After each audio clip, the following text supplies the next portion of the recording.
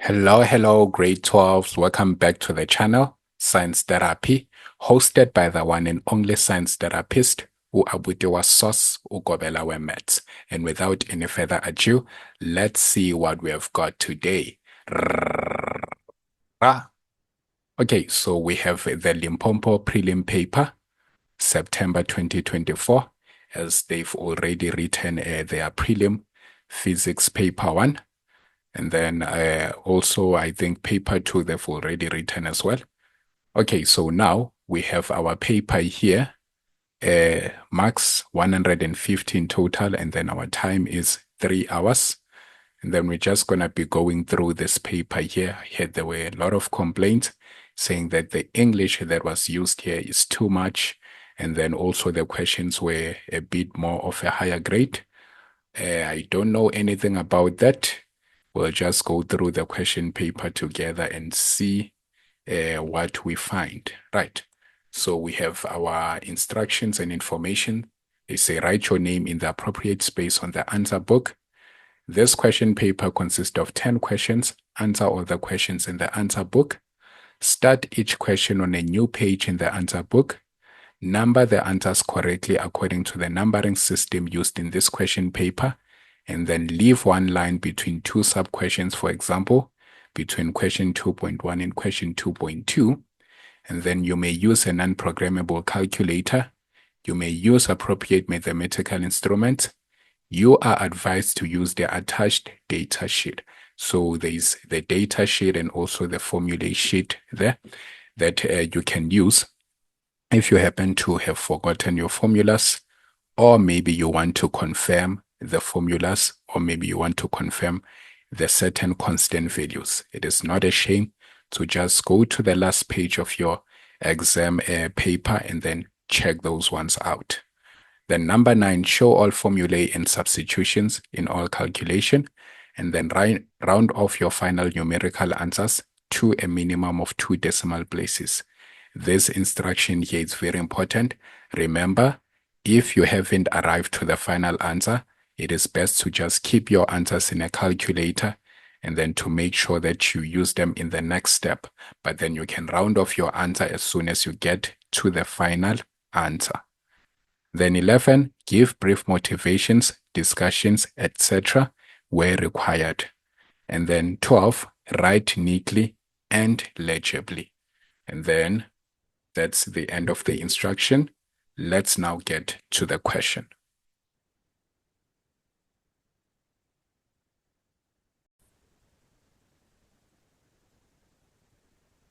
Okay, so let's start with our question. We have question 1, multiple choice questions, and then we are given that various options are provided as possible answers to the following questions. Each question has only one correct answer. Choose the answer and write only the letter A to D next to the question numbers 1.1 all the way to 1.10 in the answer book. For example, 1.11 and then E. So here they're trying to show you the format in which you should write. So if you are answering 1.1 and then you feel the correct answer is C, then you're just going to write 1.1 and then C on your answer book. Right. Now, in 1.1, we are told when two surfaces touch each other, the component of the contact force, so when the two surfaces touch each other, the component of the contact force parallel or tangential to the surfaces is called force, C, the gravitational force, or D, the frictional force. Now, in answering this question, we're going to use what we call the elimination method, right?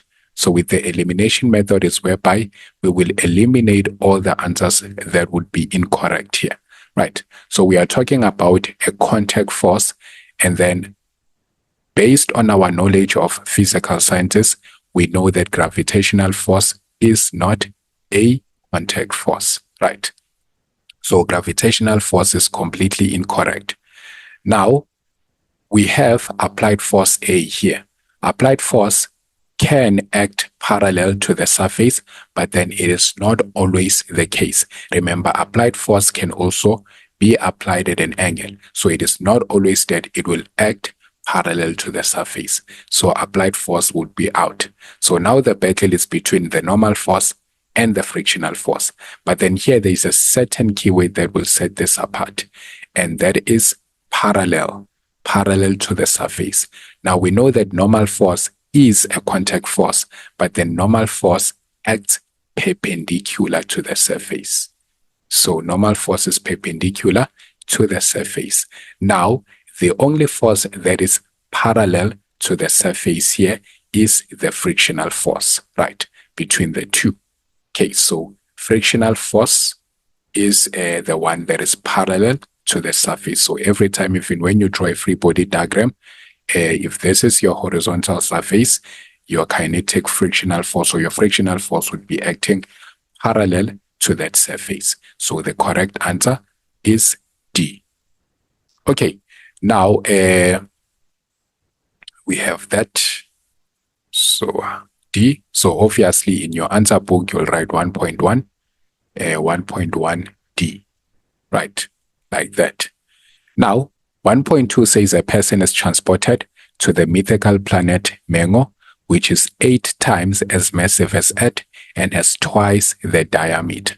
The person's weight on the planet Mengo compared to his or her weight on Earth would be, is it 2 times larger, 2 times smaller, or 4 times larger, or 4 times smaller?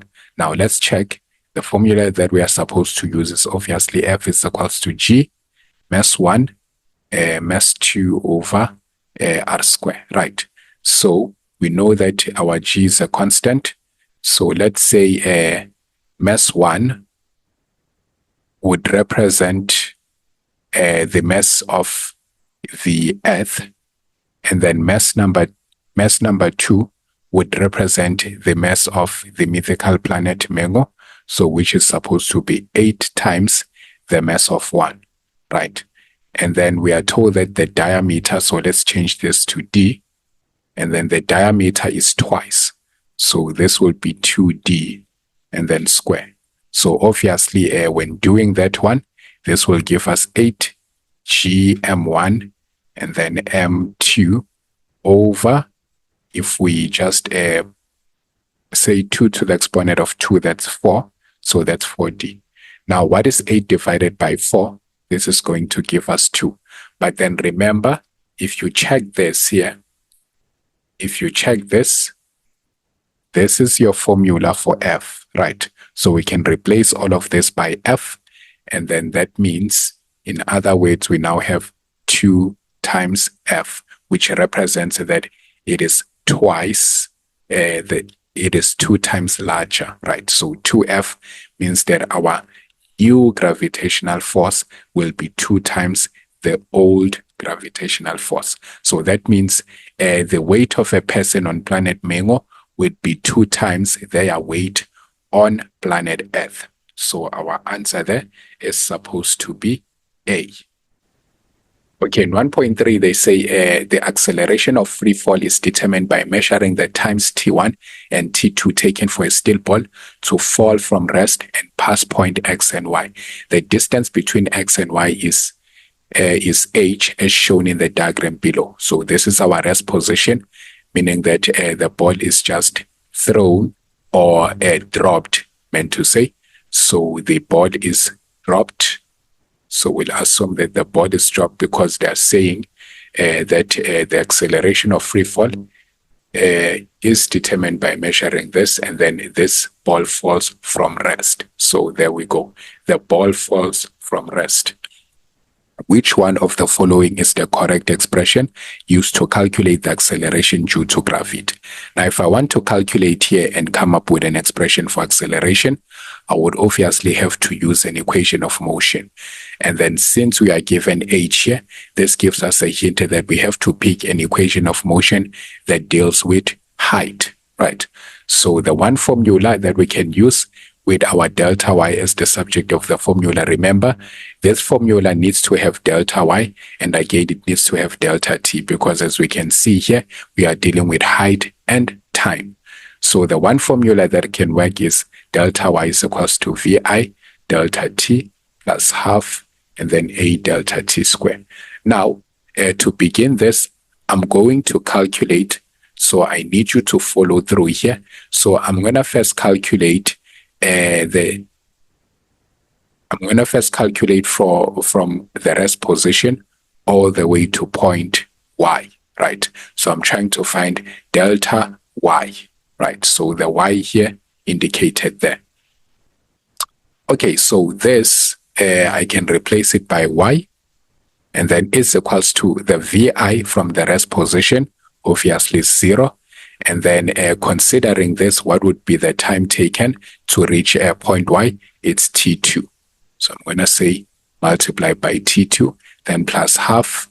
So I'm not going to substitute my a as 9,8 because remember, I'm trying to have an expression to calculate the acceleration. So in other words, I'm looking for a. So this is a. Our delta t is still t2, but then t2 what? Square, right? Okay, so obviously 0 multiplied by t2 will be 0. So I'm going to be left with half a t2 and then square, right? So suppose that I want to get rid of this half, I can multiply by 2 both sides. So this will leave me with 2y is equals to a delta t2 and then square. Let me call this expression number 1. Okay, and then again, I'm going to repeat the same process. So let me mark this one here so that we see that it is the one for it. And then let's say now I'm calculating in between the rest position to x. Between the rest position to x. So that means, again, I have delta y is equals to vi delta t plus half a delta t square. But then this time around, my delta y is represented by position x. So from here all the way to point x. So I'm going to substitute this by x. And then my initial velocity is still 0. We are taking it from the rest position. And then my delta t, to get to point x, it's t1. And then plus half a, and then delta t1 square. Right. So obviously this is x. We have 0 here. This will be half a t1 square. Now again, let me multiply by 2 both sides. So this will give me 2x is equals to a delta t1 square. And then I will call this equation number 2. Now at this point, remember, what am I looking for? So let's mark. So this is the one in blue. So this is the one in blue. Okay, so now what are we looking for? We are looking for this here in green. So we are looking for this. And now what can we do? So to find that, we can say, okay, to find h here, we can find that by taking the distance all the way from the rest position to y, and then minus the distance all the way from the rest position to x. Now, if we take this minus that, we are left with h here. So in other words, we can say, let's take equation number 1 and subtract equation number 2. So this will be 2y is equals to at2 square minus 2x is equals to at1 square. So obviously, if we say 2y minus 2x, we'll end up with 2y minus 2x like that. And then here we'll have at2 square minus at1 square. So bear with me, we'll get to the answer here. So this is 2, because your common factor is 2. Then let me factor out y minus x. And then this is going to be a. A is a common factor, so let me factor it out. This will be t2 square minus t1 square. Right. But then remember y minus x. So this is y, and then this is x. Now my y minus x will give me this distance here, which is equals to what? H. So if I take the value of y, the whole distance here, minus the distance in here, the distance I'm left with is the one in between t1 and t2, which is equivalent to what? To h. So let me replace this by h. So this is 2h is equals to a bracket t2 square minus t1 square, right? Now, if I want an expression for A, check this one out. So if I now want an expression for A, I will make A the subject of the formula, and then this will become 2H over a bracket T2 square minus T1 square. And then which option fits this? As we can see, it's D. So very nice question there. Very, very nice question. So that's how you were supposed to go about it in order to figure that one out. But then for 2 marks, multiple choice questions. 1.4 says the sketch graph below represents the relationship between momentum P and the time T for a body traveling in a straight line. Which one of the following conclusions based on the graph is true about the net force acting on the body? The net force is A, exactly 0, B, uniformly increases, or C, uniformly decreases, or D, remains constant.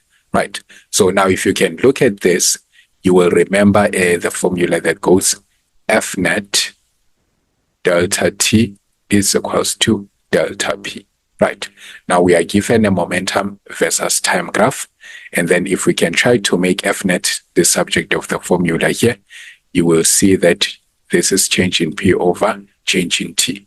So which is the change in the Y values momentum over the change in the X values delta time. So this here represents the what? The gradient. So that means F net here is being represented by the gradient. But looking at your graph here, we can see that your graph is just like that. So what does it mean here?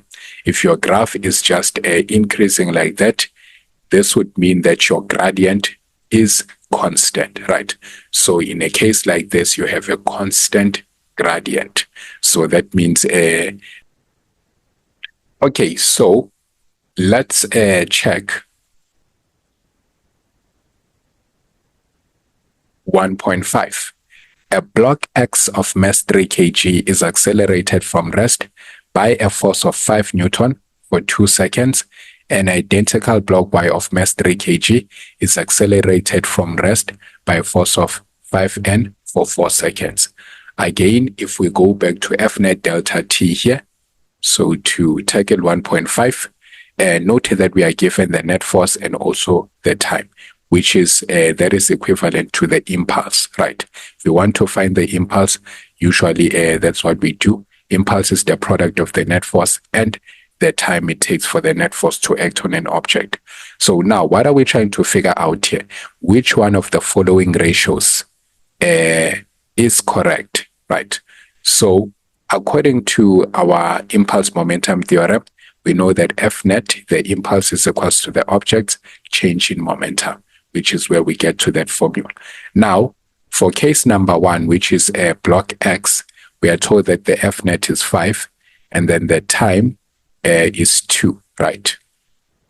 And then we can break this one down to M, VF minus M, VI.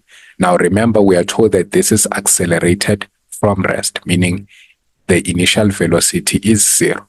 So 5 multiplied by 2 will give us 10. Our mass is 3. We are looking for the final velocity because here they said we must compare the ratio of the energy finally of X to the energy finally of Y.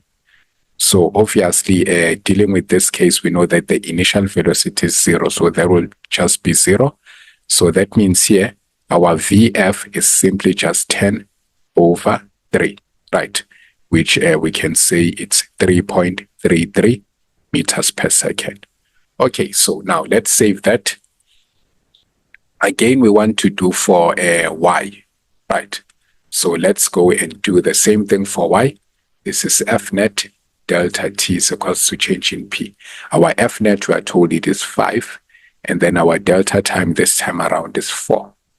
And then is equals to MVF minus MVI. This is 20 here, and then our mass is still 3 VF.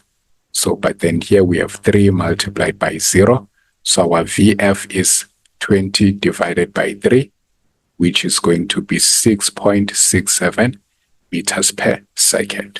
Right. Okay, so now when we have the velocities, we can calculate EK finally of x by saying this is half mv squared. So we're going to have our half, mass is 3, our velocity finally for x, we said it's 3.33.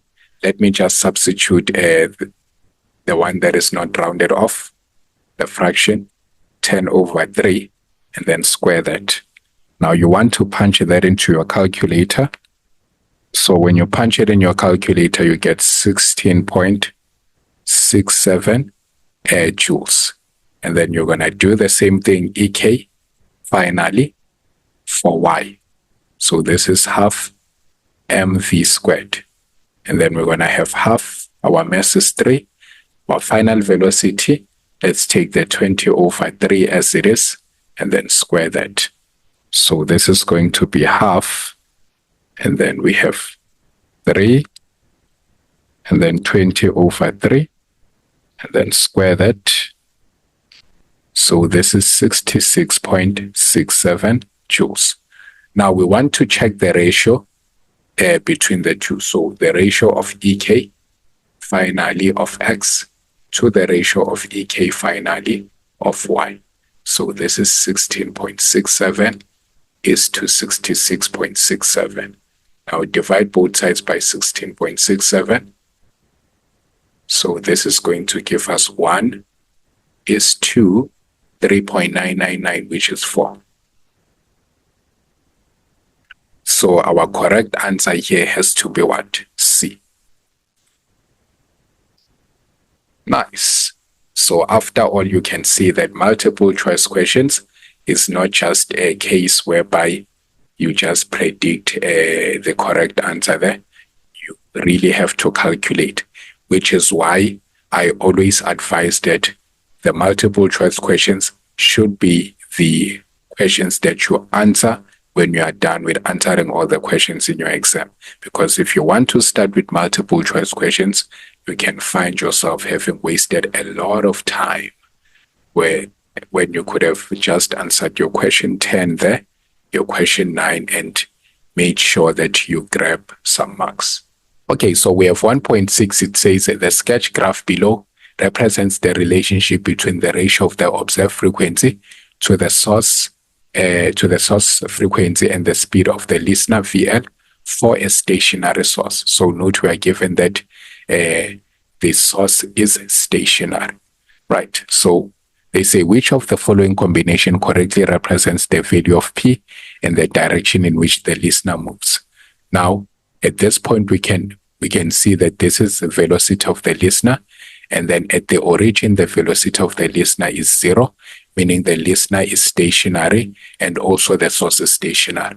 Now, when the listener is stationary and the source is stationary, so if both listener and sound source are stationary, that means no Doppler effect is observed, because remember, Doppler effect is observed when there is relative motion between the two, between the listener and the sound source. So if both of them are stationary, that means frequency of the listener is equals to the frequency of the source. So meaning if you say FL divided by FS, that is supposed to give you 1. So remember, if you are dividing values that are equal, then obviously your ratio is going to be 1, right? And then about the direction is now the listener moving away from the source or moving towards the source. Now, obviously, that will depend on our graph here. This is a decreasing graph indicating that the frequency is becoming lower. So this is definitely away from the source, right? So remember, if the frequency of the listener is now less than the frequency of the source, what do we expect our ratio? We expect our ratio to be decreasing. So our ratio would be less than 1. So that means our FL over FS will have to be less than 1. Why? Because now this number here is bigger than that number. So let's say mathematically, let's say maybe we have 3, and then here we have 8, right? So obviously we are expecting this to have a ratio that is less than 1, which is why the graph here is decreasing, right? But then if it was a case whereby it was moving towards, then our graph would look something like this. Then our ratio for FL over FS, this would mean FL over FS would be greater than 1, right? So note that. So this is the graph for when it is moving towards, and then this is the graph for when it is moving away. So remember, it can either be the source moving or the listener moving. Okay, so our correct answer here would have to be A. So the value of P at that point is 1, and then the direction here based on our graph is away from the source. Okay, now let's proceed to 1.7. Says 2-point charges X with charge of positive Q and Y with a charge of negative 2Q are separated by distance R, and then X exerts an electrostatic force F on Y. The charges on X and Y are each increased by positive 3Q. Which one of the following correctly represents the new force exerted by charge X on charge Y? Now, obviously, before we knew we know the new force, we have to first calculate the old force. So that means we'll say F old, and then we pull up our formula for Coulomb's law, because this is electrostatics. And then they said our Q1, which is the charge of X, is a positive Q. And then our Q2, or our charge for Y, is negative 2Q. But then remember, we don't substitute a negative into this formula. So we're just going to say the charge is 2Q. Remember, we are only substituting the magnitudes of the charges and not... so the negative in this case would represent more like the direction. And then R remains R like that. So they say this is force F. So let me just arrange it like this: 2KQ, and then Q, and then over R squared. So what I just did is just bring the 2 over here. So according to what they're saying here, they're saying this is force F. So this is the force that is exerted by X on Y, and then same force that is exerted by Y on X because of Newton's third law. Right, so let's save this. So this is the old one. Let's indicate this is the old one. But then on the new one, they say each charge is now increased by positive 3Q. Now, this is not to say that the charge is now 3Q. It is increased by 3Q. So meaning that if I had positive Q, this is now increased by 3Q. So this will become 4Q. And then initially here I had negative 2Q. So I have to say plus 3Q. And then this will become positive Q. So now this is K. And then we have Q1, Q2 over R squared.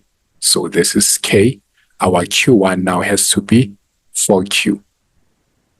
And then our Q2 has to be positive Q over R squared. Right. Now, obviously, from doing this, I can bring the 4 over here. Then this will become K, Q, Q, and then over R squared. But then from here, we can see that this one is similar here. So what we can do is let's factor out so that it looks exactly like this. We want to factor out a 2. And then say bracket 2KQ, and then Q R squared, right? So this looks more like equation number 1, what we have inside the brackets here. So which is the old electrostatic force. So that means the equation to represent the F new now would be similar to just saying 2 multiplied by the F old, right? So this is twice the old electrostatic force. So that means, in other words, what is the new force exerted by charge X on charge Y? It is 2F. So where do we have 2F? Option number C. So for 1.7, the correct answer was supposed to be C. Okay, yeah. Then, okay, let's go to 1.8. It says in the circuit represented by the diagram below, V1 is connected across a rheostat, which is a variable resistor. Which one of the following sketch graphs represents the relationship between the reading on V1 and V2 as the resistance of the rheostat is increased? Right. Okay, so obviously here, the V1 and the V2 makes up the total voltage across the circuit. So that means in order to maintain a constant total voltage, or let's say EMF, so the V1 plus V2 is directly equivalent to the EMF, because as we can see here, no internal resistance has been indicated. So which means obviously we need to keep the EMF constant, right? So if our V1 has to increase, remember this has to stay in balance. So if our V1 increases, that means in order to maintain a balanced EMF, our V2 has to decrease.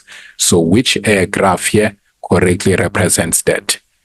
We can see with this one here, as we are increasing V1, what happens to V2?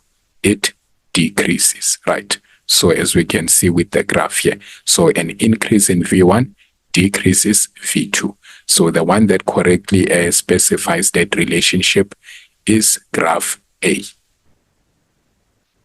So indicating that inverse relationship there. So as that one increases, V2 has to decrease in order to maintain a constant EMF. Okay, now let's proceed. We have 1.9. It says the diagram below represents an electrical machine, right? So which one of the following represents the correct type of the machine? Now, because we can see this machine is connected to a power source, we know that it is a motor, because a motor is the one that takes electrical energy to mechanical energy, right? But then now we have to check whether it is DC or AC. Now, DC has split rings and AC has slip rings. But looking at this component here, we can see that these are split rings, right? So if these are split rings, it makes it DC. So this is a what? A DC motor. So the correct option is B. Now, 1.10 says an atom in its ground state absorbs energy E and is excited to a higher energy state. When the atom returns to the ground state, a photon with energy E, is it A? E is absorbed, B is released, 2E is absorbed, or 2E is released. Now we know this. If this is, they say it is absorbed, so this is absorption line spectrum.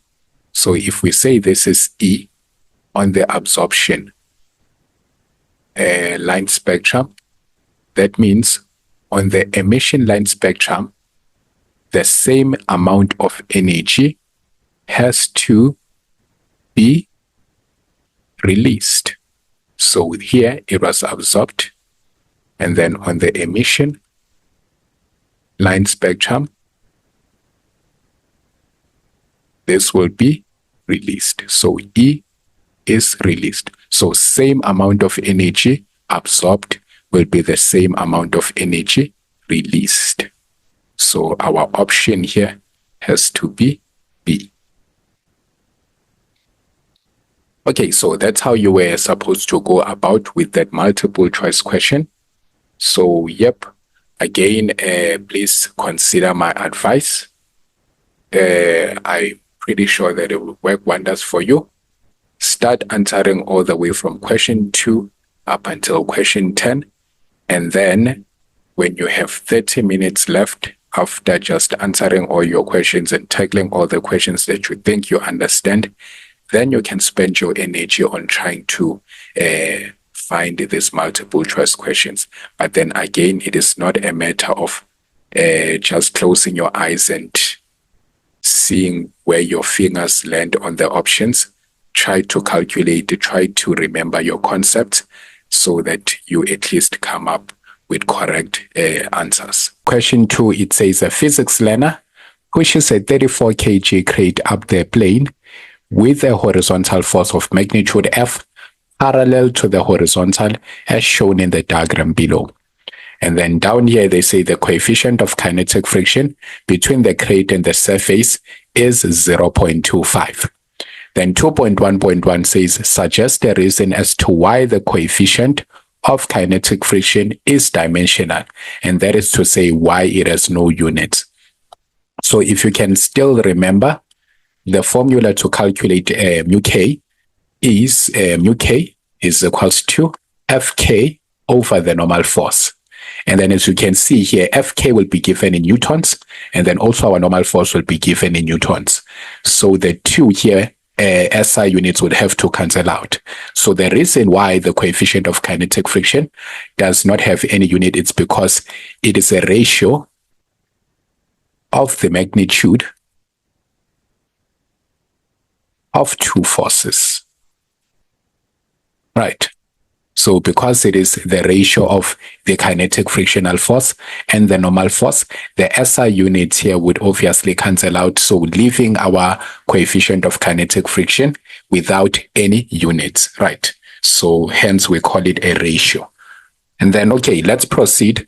2.1.2 says the crate moves up the plane at constant velocity, and then they say state in words Newton's first law of motion. So the Newton's first law of motion, it says a body will remain in its state of rest or motion at constant velocity unless a non-zero, so others can say an unbalanced force, right? A non-zero resultant force acts on it, right? So others can say unless an unbalanced net force acts on it or non-zero resultant force acts on it. It's all one and the same thing. So a body will remain in its state of rest or motion at constant velocity or uniform motion. Others can put it like that, unless an unbalanced net force or unless a non-zero resultant force acts on it. Right. Okay, then we have 2.1.3. It says draw a label-free body diagram for the crate whilst in motion. So this is a very interesting question here. So what I can do is just start with the incline so that I have all my forces the way they should. And then this here, I will have the normal force. And then down here, I would have my FG perpendicular straight in line.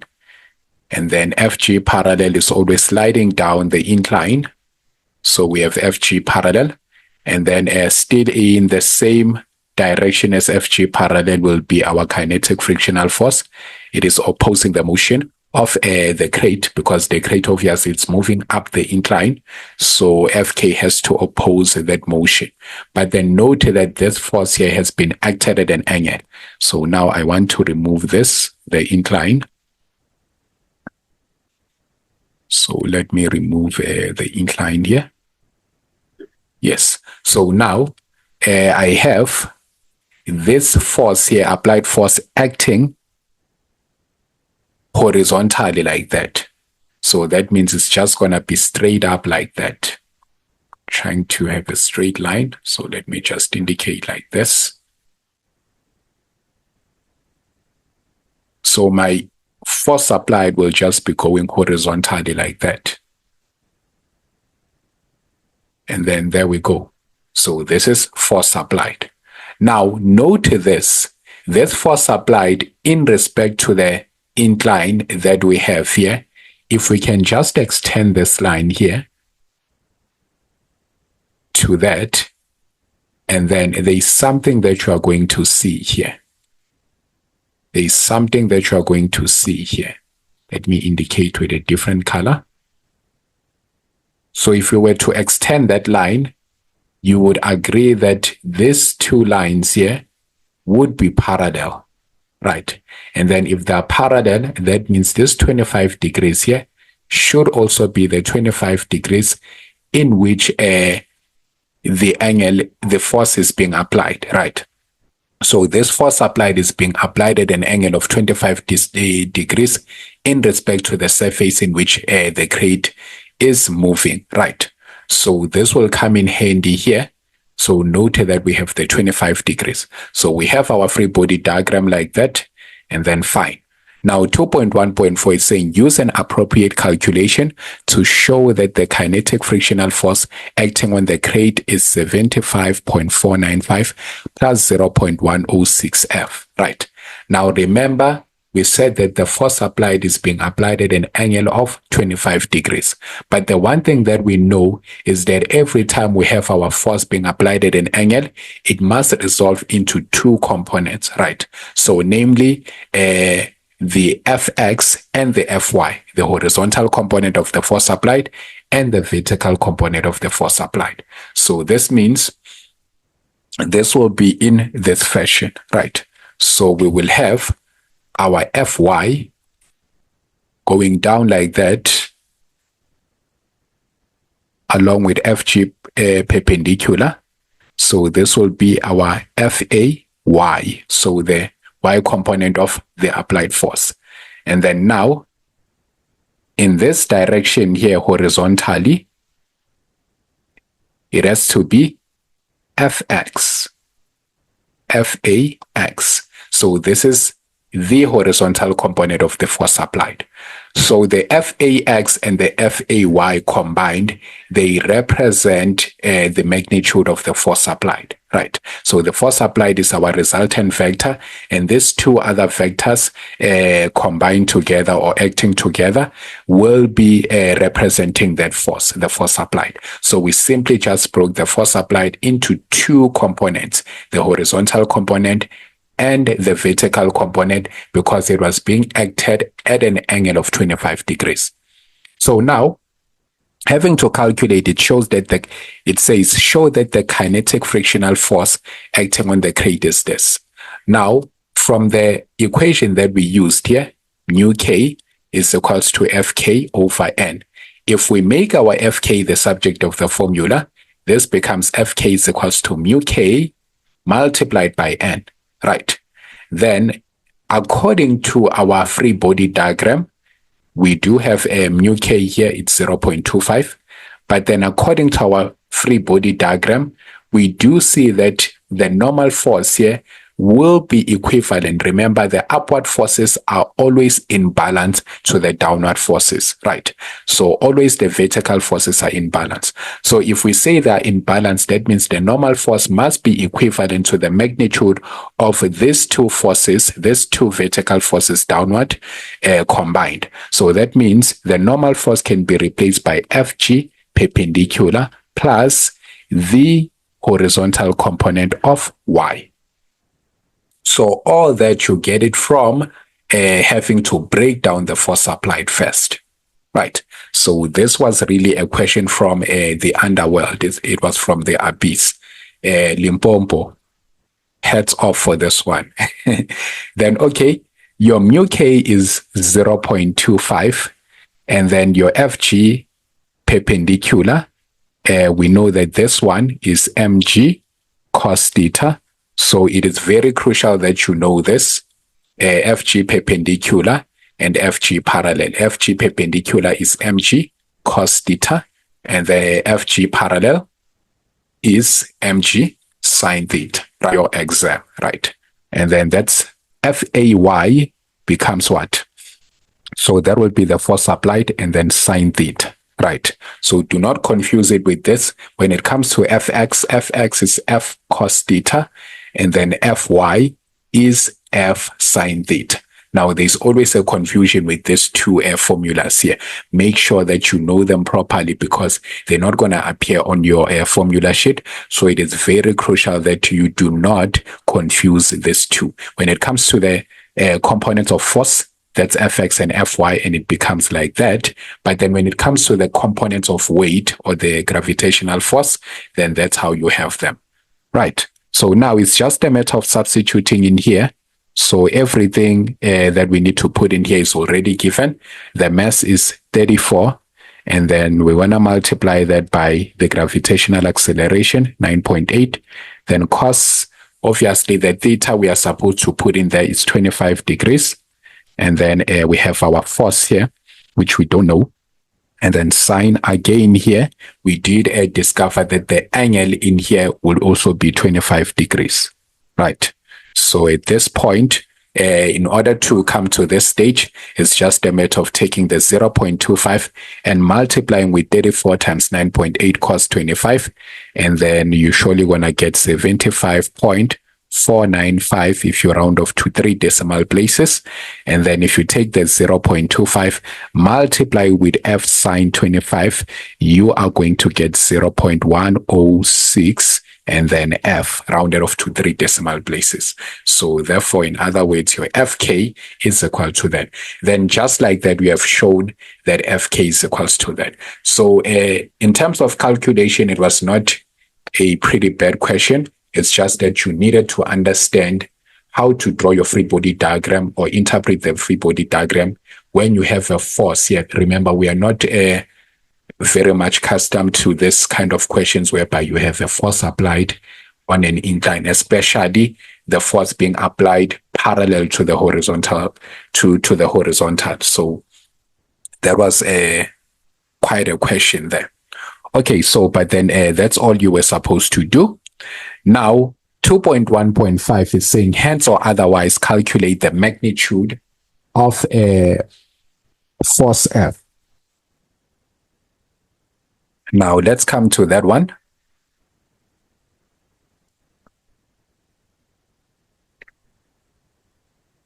So, to calculate the force, remember we have F net. So, for 2.1.5, we have F net is equals to MA. But then we do have a keyword there, or keywords, constant velocity. We know as a physical science student, whenever we see constant velocity, we know that this means that our acceleration will be 0 meters per second square, because simply it means that the velocity will not be changing. So acceleration is the rate of change of velocity. So if there is no change in velocity, there is no acceleration.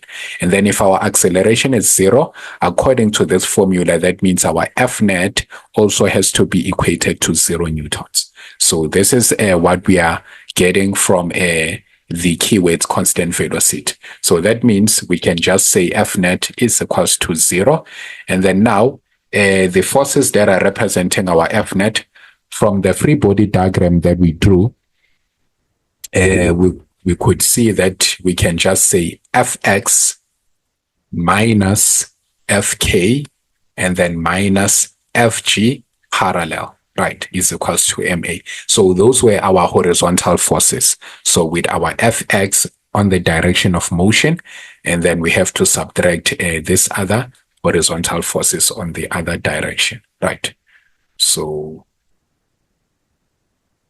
okay, now let's look at 2.1.5. It says, hence or otherwise, calculate the magnitude of force F, right? So we do understand when the question says hence, it's simply saying from whatever that you have calculated from the above question, use that in order to find the magnitude of force F, right? So from above, we came about with this expression here.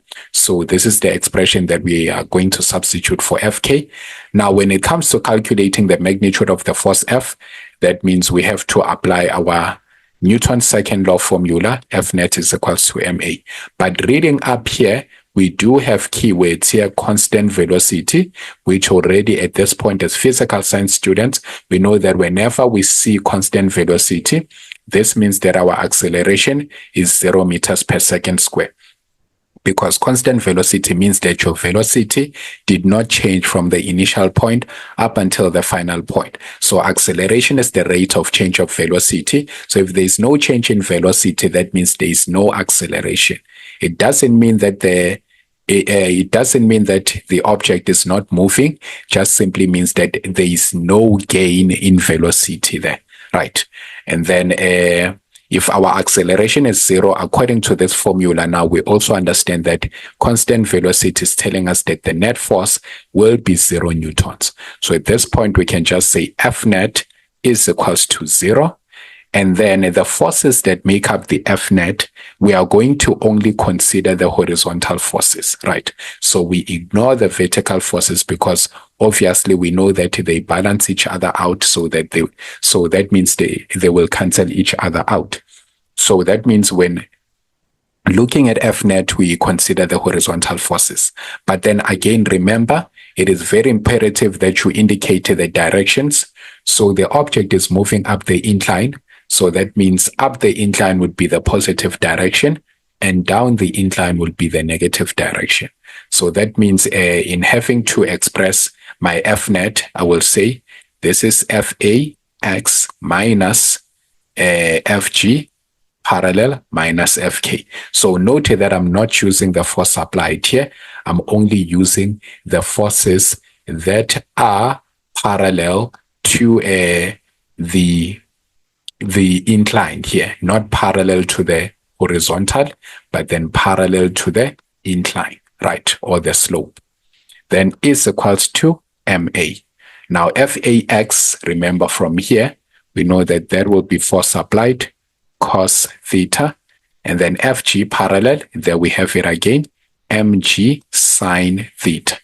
And then our FK, remember FK, we have to substitute all of this expression. So that's 75.495 plus 0.106F, and then is equals to 0, right? So remember, we said our MA here is equals to 0. So let's just substitute 0 here. And then now at this point, we can try to substitute here. So this is F cos theta is 25 degrees, and then our mass is 34, then times 9.8, sine 25 degrees again, and then this, when it comes out of the bracket, will be 75.495, and then minus 0.106F is equals to 0. Then considering that this here and that will be like terms, we can say what is cos 25?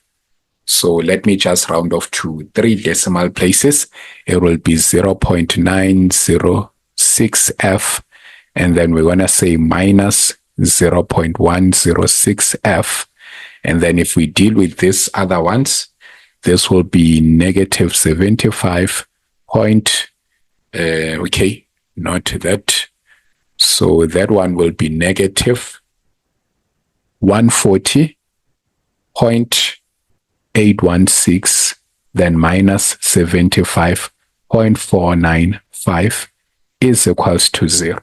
Now at this point, we understand that if we have to subtract these ones, so now you can allow me to just erase here because we are done with this one. So 0.906 minus 0.106, that's giving me 0.8F. And then is equals to negative 140.816 minus all of that will give me so let me just transpose it, positive 216.311. And then if I divide both sides by 0.8, so my force applied would have to be 270.39 newtons. So it might not look exactly as the one on the memo because I chose to round off to 3 decimal places, but it's just a matter of a few decimals there. We have 2.2. It says the mass of the Earth is 5.98 times 10 to the exponent of 24 kg, and the radius of the Earth is 6.38 times 10 to the exponent of 6. So all these are constants for the Earth. And then a small satellite that is 1,000 kilometers above the surface of the Earth is accelerating towards the Earth. The only force acting on the satellite is the gravitational force on the Earth. If the weight of the satellite is 3,660 newtons, at 1,000 kilometers above the surface of the Earth, calculate the weight on the surface of the Earth, right? Calculate its weight, so the weight of the satellite, if it were to be on the surface of the Earth. So now, okay, let me break down the scenario of what is happening here. So we have our lovely planet Earth. So this is Earth. And then we have our satellite here. So it's orbiting around here, or accelerating towards Earth. And then it has a distance of 1,000 kilometers from the surface of the Earth. So this here is the surface of the Earth, right? So the surface of the Earth is this. So this is 1,000 kilometers from the surface of the Earth. And they say the only force that the satellite is experiencing is the force of gravity from the Earth, right? Now, the one thing that we know here is that whenever we are calculating the distance, it must be from the center of the Earth to the center of the other object. So if you were to go back and read the definition for Newton's law of universal gravitation, it says the distance is in between the centers of the two objects, right? Or the two bodies. So, okay, which means that this is why we are given the radius of the Earth. So we not only consider this distance, but then we also have to consider the distance from the radius of the Earth. So that means for the radius, we have to also add the 1,000 kilometers there. We have to take the radius of the Earth and then add it to the distance here from the satellite to the surface of the Earth. So it makes it from center of the Earth to the center of the satellite. Okay, now let's understand this question here. Number one, the satellite is out of space or out in the space, right?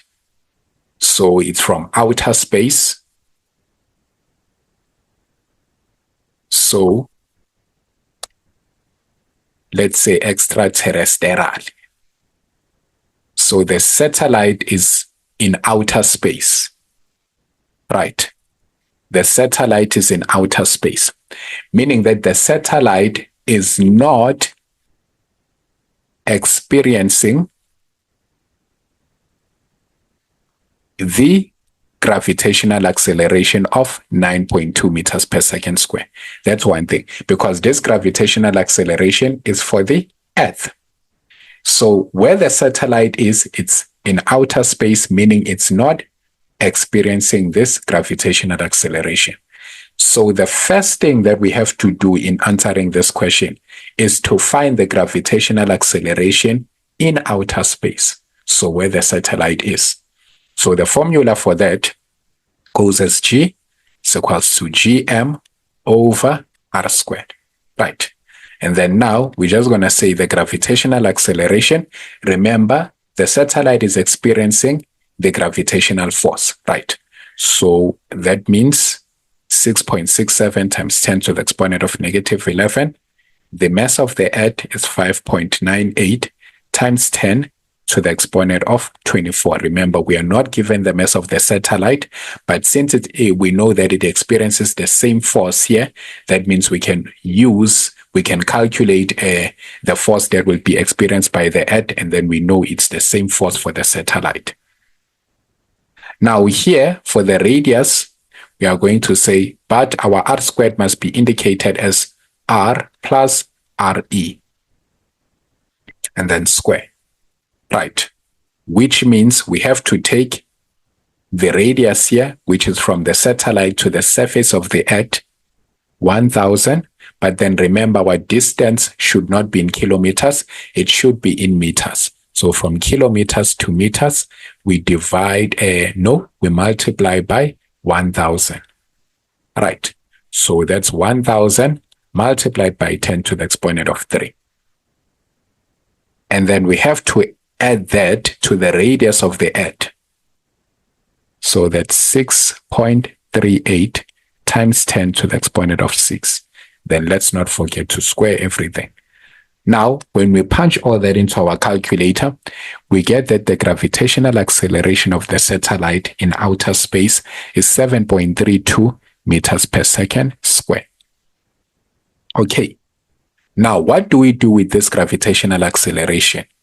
We can then calculate the mass. Why calculate the mass? Because we know the mass is constant. So, if an object has to be in outer space versus the object is on Earth or on any other planet for that matter, it will still have the same mass, right? So if an object has a mass of 50 kg, it doesn't matter where you take it, right? It doesn't matter whether it's on planet Mars, planet Jupiter, or planet Saturn. It's just 50 kg. The only thing that will be changing there is the weight, because now remember that the weight depends on the gravitational acceleration of that particular place or planet, right? So in all these different planets, there are different gravitational accelerations. So that means the weight of a particular object on Earth will not be the same on another planet because of different gravitational accelerations. But then that doesn't mean that the object the object having a mass of 50 kg would no longer have a mass of 50 kg on another planet, right? So note the difference between weight and mass. Now, for that, we are going to then say W is equals to M times G. So this is when it's still in outer space. We are trying to calculate the mass of the satellite in outer space. So in outer space, they said that the weight of the satellite is 3,660. So we have 3,660. We don't know the mass, but we've already figured out the acceleration. So divide both sides by 7.32. Then we have our mass is 500 kg. Now, we can use that mass and then say that if the satellite is now on Earth,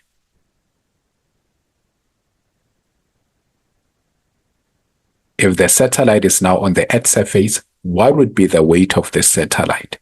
So again, it's W is equals to M times G. The mass is 500, but then the gravitational acceleration when it enters the surface of the Earth will now have changed. It's 9.8, so the constant.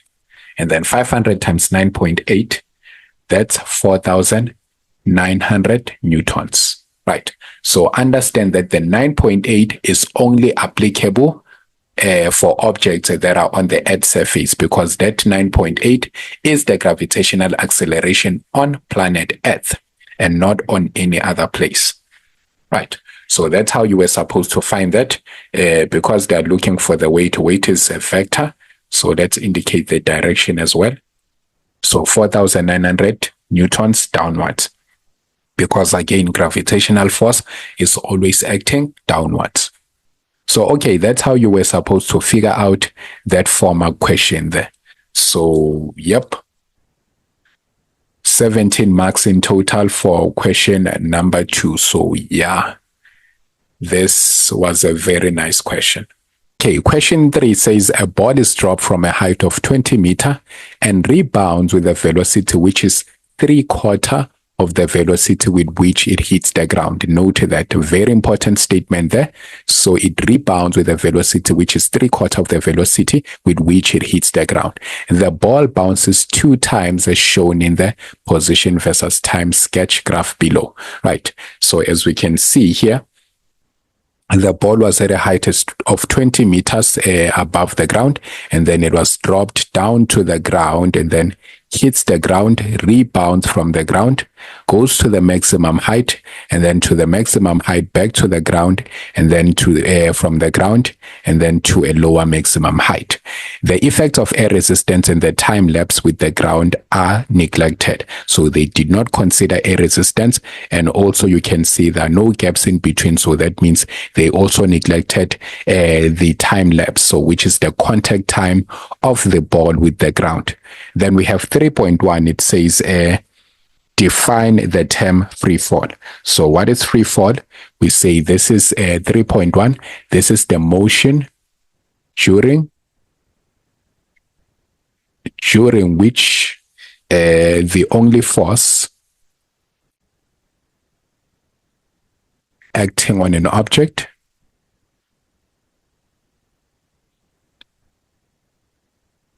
is the gravitational force. Right. So for 2 marks, that's your definition. Then 3.2 says state the acceleration of the ball the instant it reaches the maximum height after the first bounce. Now, I know that a lot of you are quick to just say 0 because you see maximum height. But this is the point that I want to clarify here.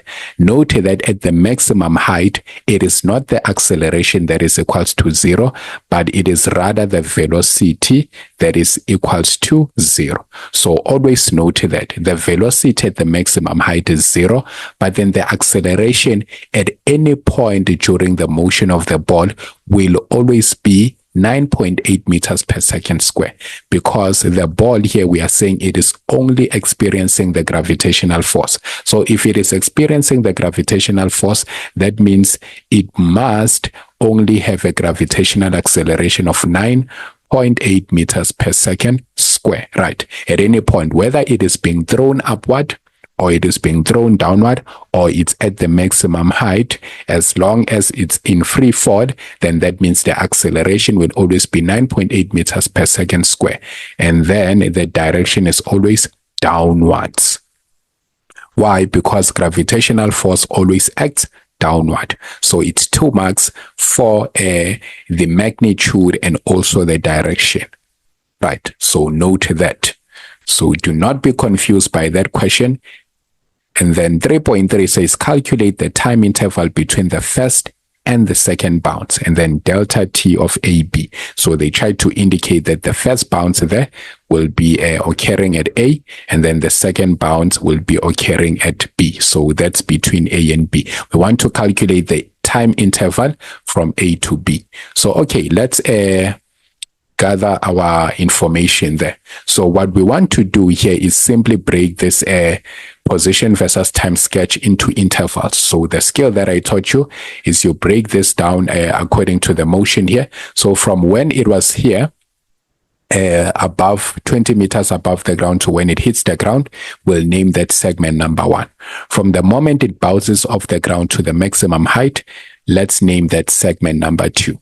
And then from the maximum height back to the ground again, that's segment number 3. And then from the ground all the way back to a lower maximum height, that's segment number 4. So this will help us to break down our question and be able to calculate. So remember, we are trying to get to this point B here. So that means we must go through segment 1, 2, and 3. So starting with segment number 1, this is what we can do. The ball here is still moving from on top of the of whatever the building, the height, a height of 20 meters, and then all the way to the ground.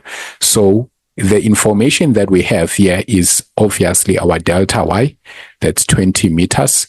And then let's just go with downward as positive, because when it's dropped, it's going downward. So our acceleration has to be positive, 9.8 meters per second square.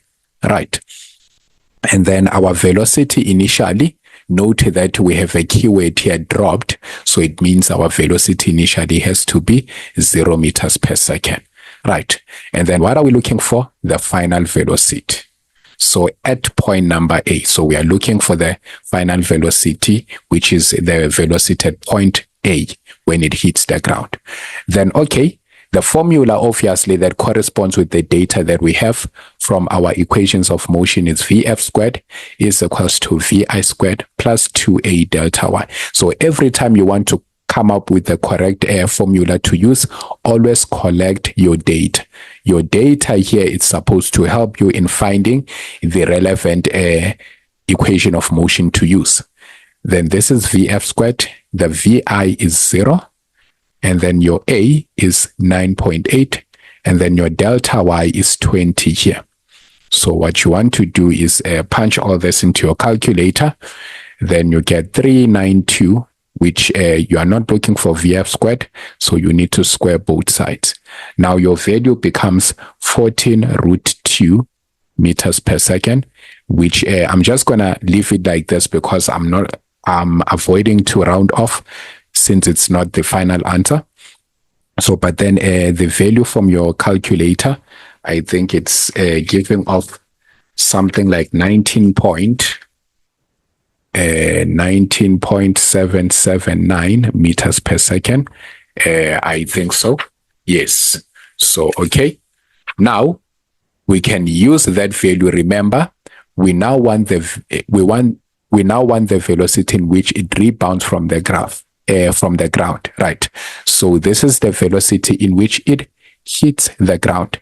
But we do understand that obviously there will be some contact time with the ground, and obviously this is not an elastic collision, it's inelastic.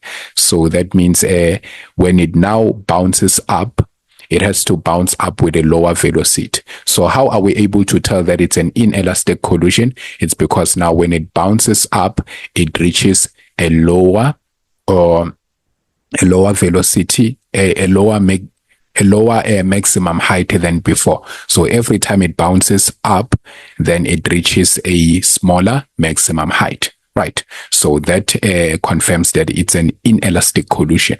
Okay, so now obviously, when it bounces up there, it bounces up with a different velocity, which we are being told that the velocity in which it rebounds with is actually 3/4 of the velocity in which it hits the ground.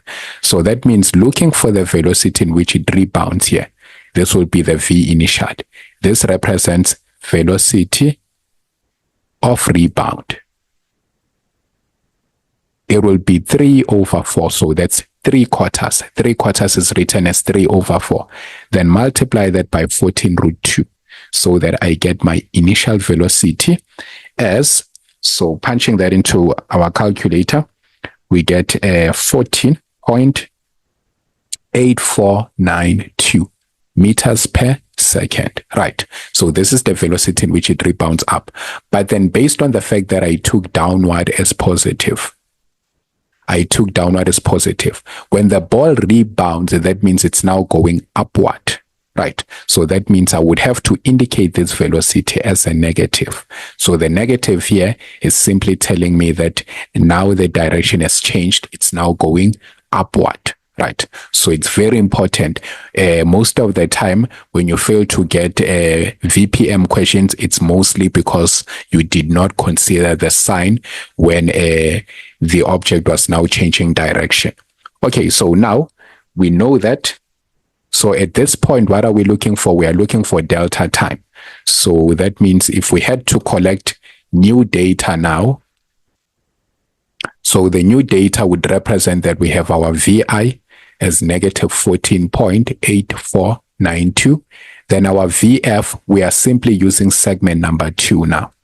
So this time around, we want to use segment number 2. So that means from the ground, from the moment it rebounds until it reaches the maximum height. So the velocity at the maximum height is 0 meters per second, right? And then our A, it does not change. Remember, we've committed to using our downward as positive. So my acceleration should remain positive, 9.8 meters per second square, right? So note that with acceleration, you do not change acceleration just because now it's changing direction. Your acceleration must always be consistent, right? Then, okay, we are looking for delta t. So that means what formula can we use? Which equation of motion is relevant? Obviously, the one that corresponds with that is Vf. vi plus a, and then delta t. Our final velocity is 0. Our initial velocity, the sign, negative 14.8492, and then plus, still it's positive 9.8 because we chose downward as positive. Then this is 9.8 delta t, and then is equals to 14.8492. Then we divide both sides by 9.8, and then now our delta t has to be what? So it's 1.5152. And then now consider that that time is the time taken for this journey here. So that time is the time taken from A to P. So it's 1.5152. But then we know that this and that there, they are symmetrical. So the distance from A to P and P to B, it's equal, right?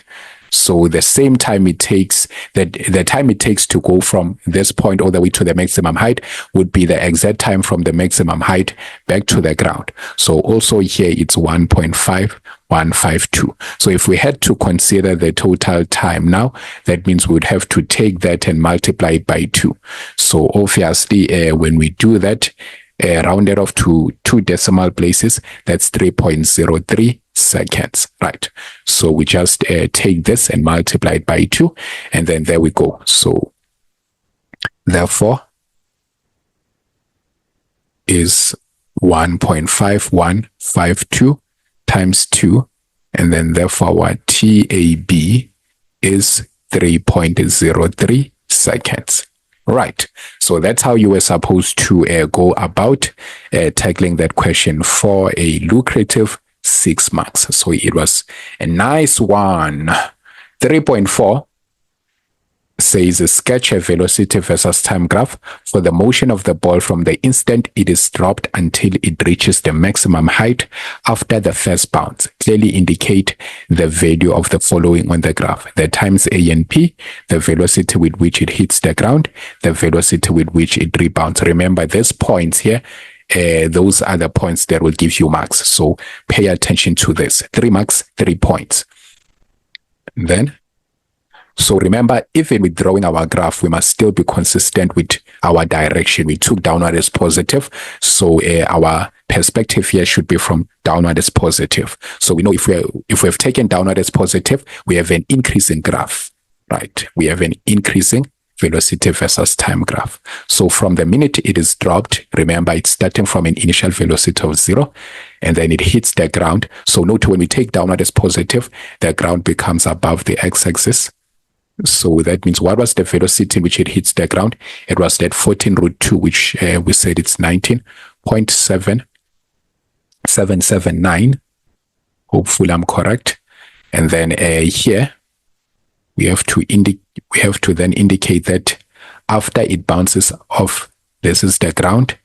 And then after it hits the ground, it has to bounce off from the ground. But then when it bounces off the ground, it changes direction. So which is why now we have this graph below here to indicate the negative velocity here. So this is negative 14 point. What's the value that we found there? It was negative 14.8492. So let's say 85, rounded off to 2 decimal places. And then this here was when it reached point A. So remember, this was when it reached point A. And then when it bounces up back to when it bounces up to the maximum height, that's point P. Right. So they said we must indicate all the way up until point P. Yes, until it reaches the maximum height after the first bounce. So there we go. So, yep, so we've indicated A and P. That should be a mark. So according to their marking criteria or rubric, they will say the learner has indicated point A and P correctly, it's a mark.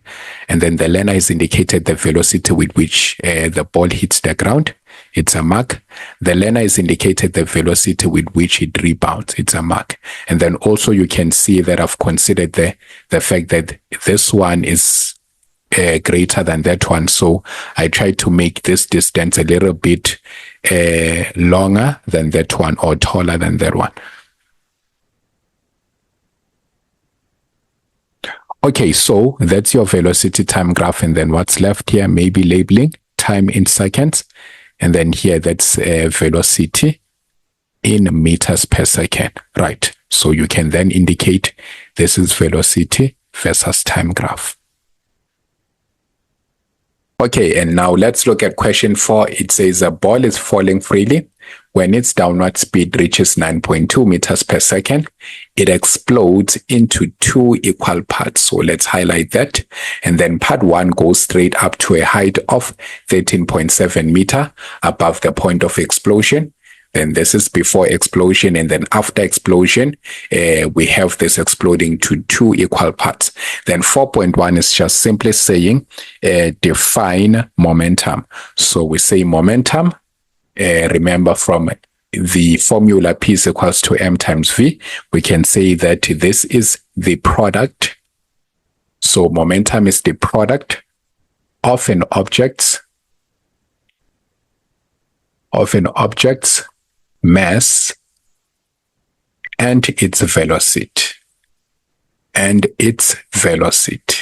Right. So it's the product of an object mass and its velocity.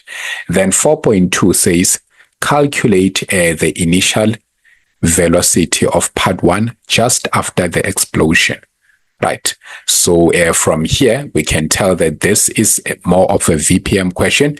And then this is not this should not be something that you are very much surprised of, because when it comes to these topics, VPM, momentum, and then Newton's second law, and also your work energy and power, they kind of relate to each other. So you might find that they integrate this topic. So it is possible that you might find a VPM question in momentum and you find a momentum question in VPM, or you can find maybe a momentum question in your Newton's second law or your work energy and power. So be also aware of such questions whereby they might integrate the topics, because all these topics are just mechanics, right? So now, it says calculate the initial velocity of part 1 just after the explosion, meaning we have to use equations of motion, right? So now what we need to do is let's collect our data. So now because part 1 is going upward, let's just go with upward as positive. So we want to take upward as positive. So that means I will take my acceleration as a negative 9.8 meters per second. Right, so we know that if we take upward as positive, our acceleration is negative, and then our delta y, which is the height, will just be positive 13.7 meters, because the part is exploding upward, and then also we chose upward as positive. Then from here we are looking for our V initially, but then V finally will have to be 0, because at a height of 13.7 meters, this would have to be the maximum height, right? So this, we take it as the maximum height. So we know the velocity at that maximum height would have to be 0 meters per second. Now, obviously, the equation of motion that would accommodate all of this data would obviously be Vf squared is equals to Vi squared plus 2a delta y. And then we have our Vf here will be 0. And then our Vi will have to be the one that we are looking for. So Vi squared, then 2. This is negative 9.8. And then here we have our delta y as 13.7, right? So now when you punch it in your calculator, you will have 0 here. Vi squared will be negative 268.52, which you then need to transpose it. So let's just swap this once, 268.52, and then square both sides. Now, if you square, you know that your answer must come out as either plus or minus, and then that's plus minus 16.39 meters per second, right? So the initial velocity would have to be obviously 16.39 meters per second, and to which direction? Upwards, right? So that's how you'd find your 3 marks. So remember, I'm also indicating the direction because velocity is a vector. We must indicate both magnitude and direction. Okay, and then once more, we have another definition. It says, state the principle of conservation of linear momentum. So here you had 4 marks already given for free. It is very simple to pass physical sciences, guys. And then 4.3 says, state the principle of conservation of linear momentum in which it states that the total linear momentum of an isolated system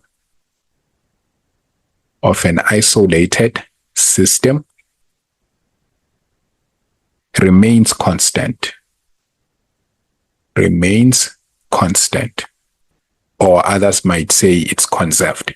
So, or is conserved.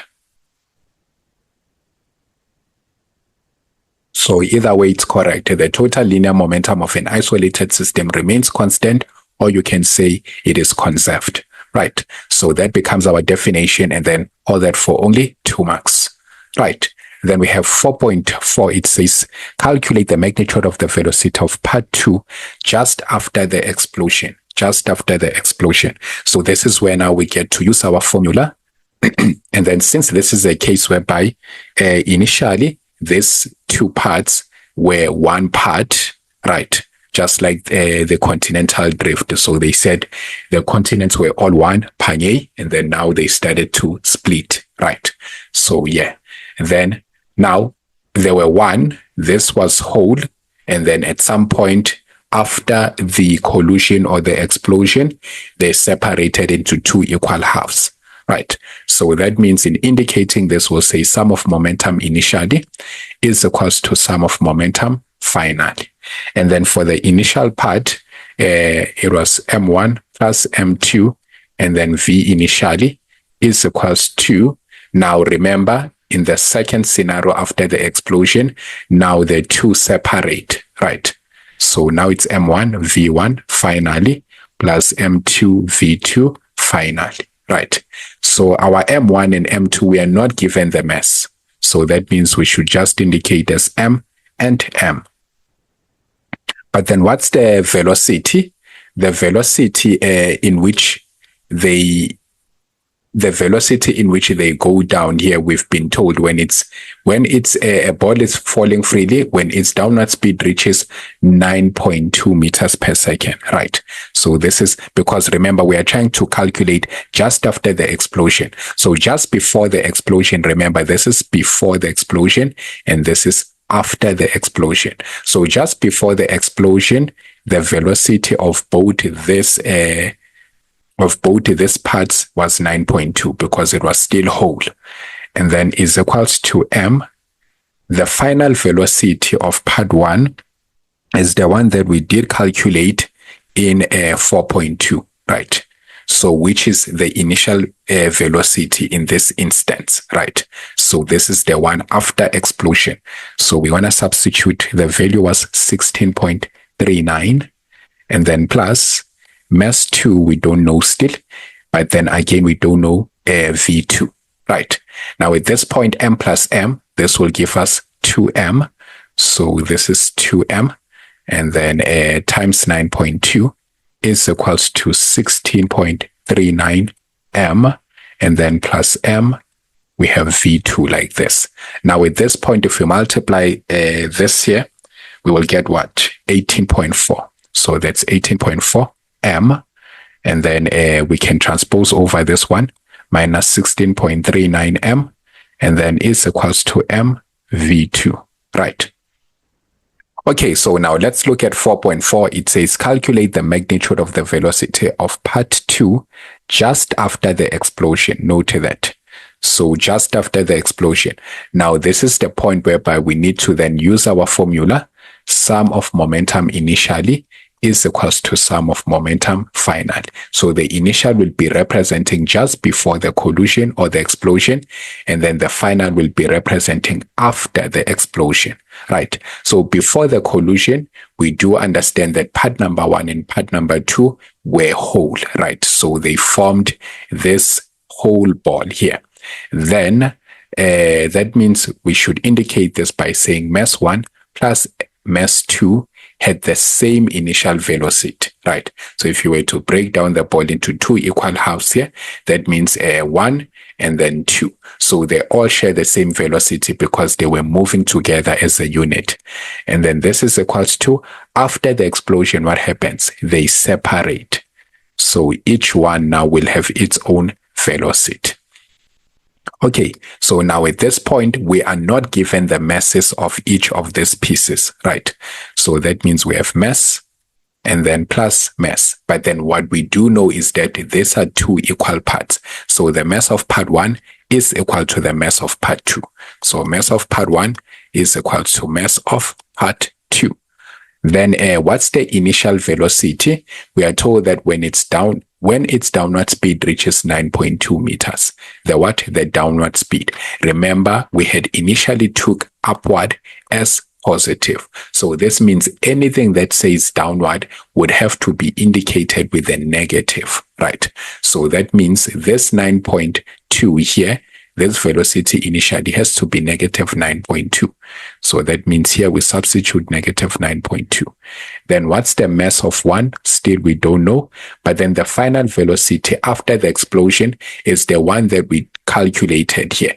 As much as we were calculating the initial velocity, note that this was the initial velocity after the explosion, which if we have to compare before and after, the initial here now becomes the final for the explosion, right? So that means the same velocity that we calculated here is the same velocity we are going to use, right?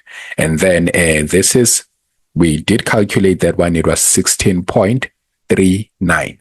And then we don't have our mass again, and then we also don't have the velocity. This point m plus m, this will give us 2m, then multiply that by negative 9.2. Then this is 16.39 m, and then here we have mv2. This point, if we multiply this one, it will give us a negative 18.4 m, and then if we transpose that, that's 16.39 m. So remember, these are not like terms, and then we want to be left with mv2. They are not like terms because this one also has another variable here.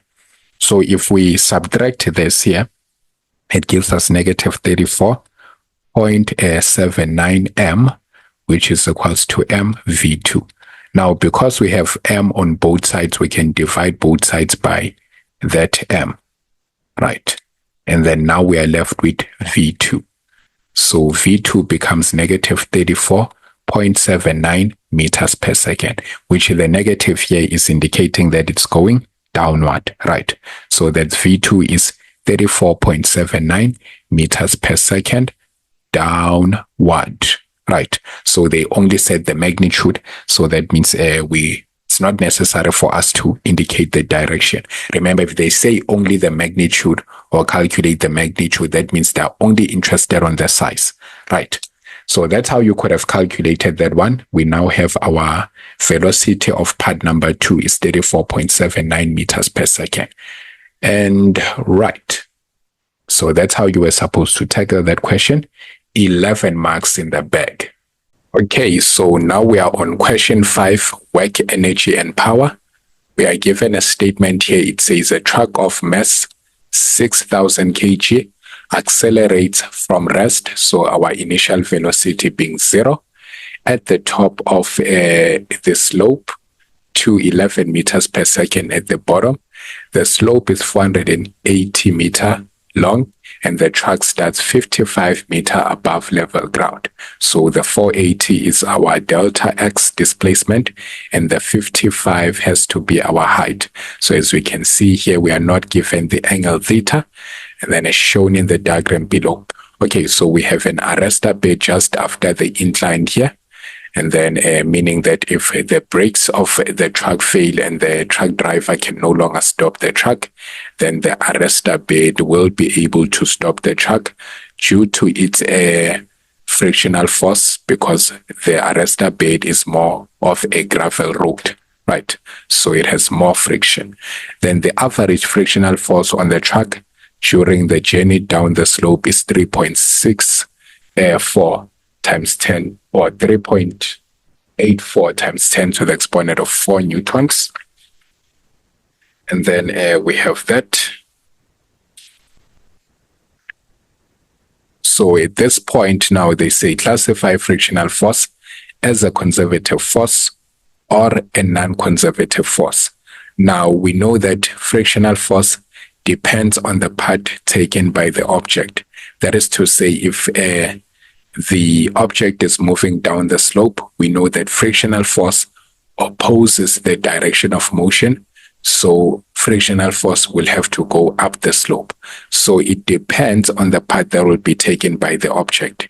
And that we know it as a non-conservative force. So non-conservative force is a force for which the work done in moving an object between two consecutive points depends on the path taken. So for 5.1, we're going to answer that frictional force falls under non-conservative forces. So it is a non-conservative force.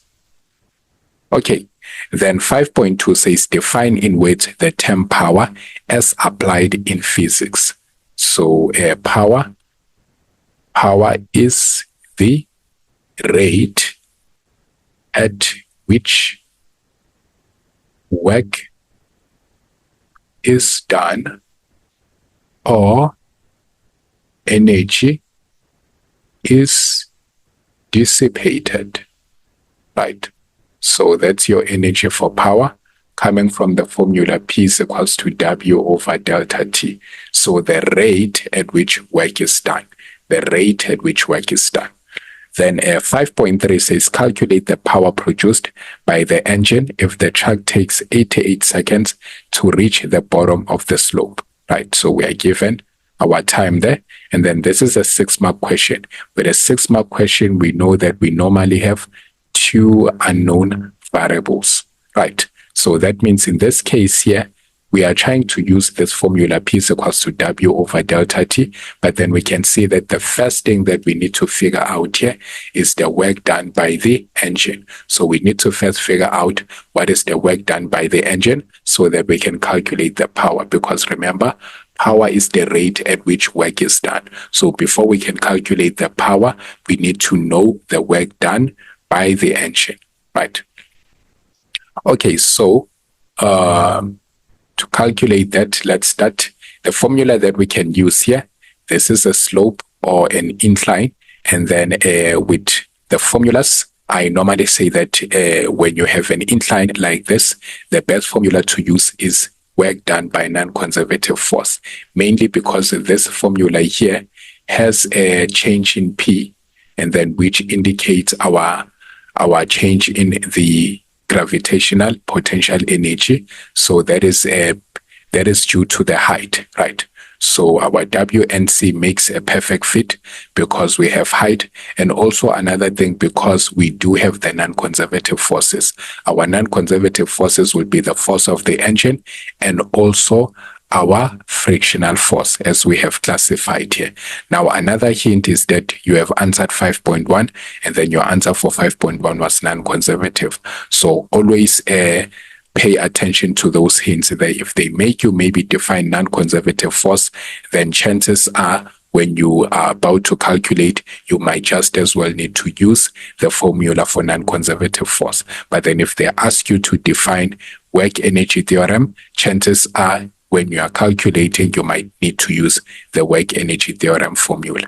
Now, the WNC is the most favorable formula to use here, but then that does not restrict you from using WNet as well. If you feel more comfortable with using WNet, you can use it, but then note that if we are to indicate our free body diagram, let me show you the difference between the two formulas. So let me first indicate the free body diagram. We have obviously our FG parallel, always sliding down the incline. and then we will have the force of the engine. So let's call it Fng, and then up there we will have our kinetic frictional force, of course. Then these other ones are not doing work on the object, so we can just draw them. But then we know that your perpendicular forces will not be doing any work on the object. So the only forces that are doing work on the track are these three. Now, if you are to use W net, you have to know that you have to replace your W net by work done by Fg parallel plus work done by the engine plus work done by Fk. So basically, you put all the forces that are doing work here. That's your W net, the net forces, right? But then if you choose to work with W and C, you would only consider the non-conservative forces. And your non-conservative forces is the force done by the engine and then also the kinetic frictional force. So for W and C, you do not put your Fg parallel because Fg parallel is not a non-conservative force. Note that Fg parallel is a component of weight, right, or gravitational force. And weight or gravitational force is a conservative force. It does not depend on the part taken. So always note the difference there. With using W net, Fg parallel will be part of the formula, but then with W and C, you do not include Fg parallel. So I hope I make sense there. So that means your W and C here will be represented by work done by the engine plus the work done by Fk. And then we can further break this one down here to mg, height finally minus height initially, plus half m Vf squared minus Vi squared. Now at this point, we are given the magnitude of the force of the frictional force. So we can say work done by the engine. That's what we are looking for. But then let's break this one down to Fk delta x cos theta. Now, if you prefer to just solve these ones on the side and then just come here to substitute values, you can also do that. It is much more neat when you approach it that way. But then if you can clearly write everything and then it's neatly and legibly, just like all of this, then go for it. So our mass for the track is 6,000. And then gravitational acceleration always 9.8. Height finally, when it reaches this point here, is 0. But then height initially starting from here, that's 55. Right, and then again we have half our mass, 6,000. But then what's our final velocity? At the time it reaches here, we are told that it is 11 meters per second. So they say it accelerates from rest at the top of a slope to 11 meters per second at the bottom. So at the bottom, that's your final velocity. And then initial velocity was at rest, so that's 0. So all you need to do now is simply punch the right-hand side on your calculator, right? So we have work done by the engine. Let's substitute the value that we've been given for Fk. That's 3.84 times 10 to the exponent of 4. And then our delta x, 480. And then cos. Now the theta here is not the theta from the incline, but the theta that indicates that your Fk is acting opposite to the direction of the displacement. Now note that the displacement of the track is down the slope because the track is moving down the slope, but then your kinetic frictional force is acting up the slope. So that means for all the forces acting opposite to the direction of the displacement, the theta is 180. But for all the forces acting in the same direction as the displacement, the theta is 0 degrees. So here we need to substitute 180. And always note that for Fk, it will always be 180 degrees because Fk always opposes the displacement of the object. Now, if we are to punch this part alone, we get 3,234,000. And then when we punch this, so that's a negative 3,234,000. And then here we get plus 363,000, right? So work done by the engine. When we punch this here, we get a negative 18,432,000, right? Now, if you punch this into our calculator, negative 3,234,000 plus 363,000, this is going to give us a negative 2,871,000. So we are working with very big numbers now. So work done by the engine will be negative 2,871,000 plus the 18,432,000, right? So work done by the engine will be equals to 50,561,000 joules, right? That's a 3 there. Okay. And now to use the formula,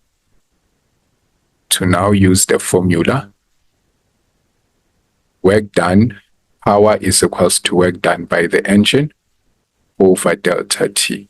So the work done by the engine is 15,561,000 divided by 88. Then when you punch that into your calculator, you get 176,829.55 watts, rounded off to 2 decimal places. And that's how you were supposed to go about answering that question for a whopping 6 marks, right? So nothing difficult there. All you have to be careful of is the way in which you punch in your values into your calculator, and then also make sure that you transpose well. Basically, your maths, make sure that your maths is correct. Okay, so at the bottom of the slope, the truck cannot stop, right? And enters a gravel arrestor bed. The bed is 20 meter long and provides a resistive force of 0.35 times the weight of the truck, right? Now at this point, it says 5.4, use a calculation to determine if the bed is long enough to stop the truck. So what are we trying to calculate here? Obviously, our delta X. Now, when we are speaking about a resistive force, this is to say frictional force, right? So the resistive force we are talking about is frictional force. Now, they're saying this frictional force is 0.35 times the weight of the truck. So in other words, let's first figure that one out. So we are trying to get delta X, but then first we have to figure out our kinetic frictional force. Now we are told this is 0.35 times the weight, right? So which we can then say 0.35 multiply mass times the gravitational acceleration, which is 0.35 times the mass is 6,000 times 9.8. When we punch all this into our calculator, we get 20,580 newtons, right? But then now we are on a horizontal plane. And then when it comes to using your energy principles, when you're on a horizontal plane and we still have our frictional force, we said that the best formula to use is W net, right? Because we no longer have any height there, so we can just go with W net. So W net is equals to change in EK. Then W net is equals to change in kinetic energy. Now, if we are to represent the free body diagram on that horizontal plane, we would note that we have the normal force up there, and then we have the gravitational force. So no components this time because it's moving on a horizontal plane. But then our resistive force, which is kinetic friction, right? This point here, there is no force applied. Remember, the driver is now panicking, is no longer driving the car, is just letting the gravel road stop the car, right, or stop the truck. So there is no force of the engine now. The force of the engine is now out. So that means the truck is now moving at its own accord because the brakes have now failed. So the truck driver is no longer in control. Okay, so now we have W net, which will only be represented by work done by Fk. Remember, Fn and Fg, they're not doing any work because they would be perpendicular to the displacement. So all the forces that are perpendicular to the displacement, they do not do any work. So that means our W net will be represented by work done by Fk. Then to break this one down, that's half m Vf squared minus Vi squared. Now we can further break this one down because we are looking for delta x. It will become Fk delta x cos theta. Now let's substitute on this side half. The mass is still 6,000. Final velocity, remember we are trying to bring this chart to a stop, right? So it should be 0. And then our initial velocity, that's the velocity from the beginning of the arrestor bed there, which is 11 meters per second. Right. And then our Fk we did calculate up here. So we have 20,580. Delta x, that's what we are looking for. But then our theta for Fk is always 180 degrees because as we can see, Fk is in the opposite direction of the displacement. Right. So if we punch this into our calculator now, this becomes what? Negative 363,000, right? And then here we have negative 20,580 delta x is equals to the negative 363,000. And then to find our delta x, divide both sides by negative 20,580. Negative 20,580.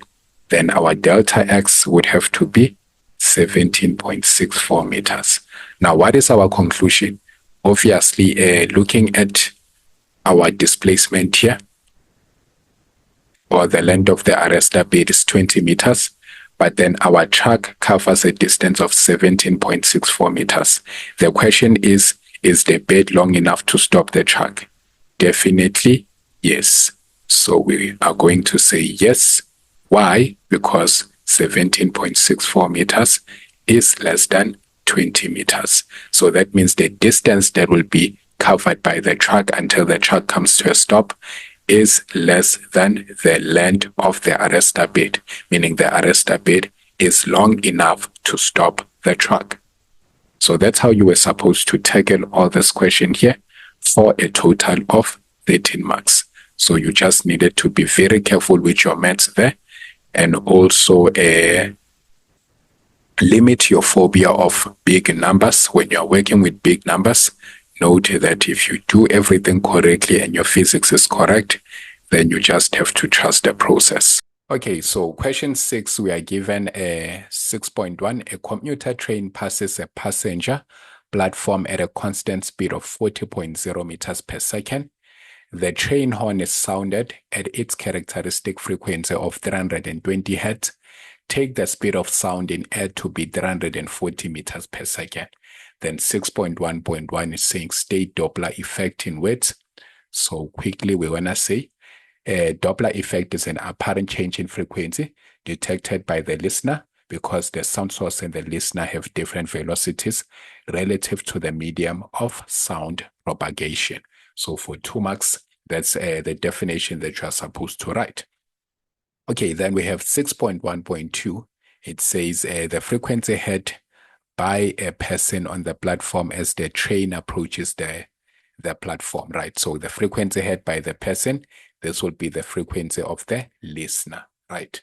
So now for 6.1.2, when I say frequency of the listener, remember it is approaching, and then if it's approaching, you will remember what I taught you. If it's approaching, you just indicate an arrow going upward, meaning that it has to be positive upward and then a negative downward. So positive on the numerator and negative on the denominator. So we have our formula V plus minus. So obviously we have to start by writing the original formula before we can manipulate. And then there we go. From here, we are given that the person here is just obviously standing. So frequency heard by a person on the platform as the train approaches the platform. So the person obviously has to be standing on the platform because we are not told he's moving. So the VL will have to be 0. So this is V over V minus Vs. So this is our manipulated formula. And then now it's time for us to substitute into the formula. Then our V, that's the speed of sound in air, which is a constant of 340 meters per second. So 340.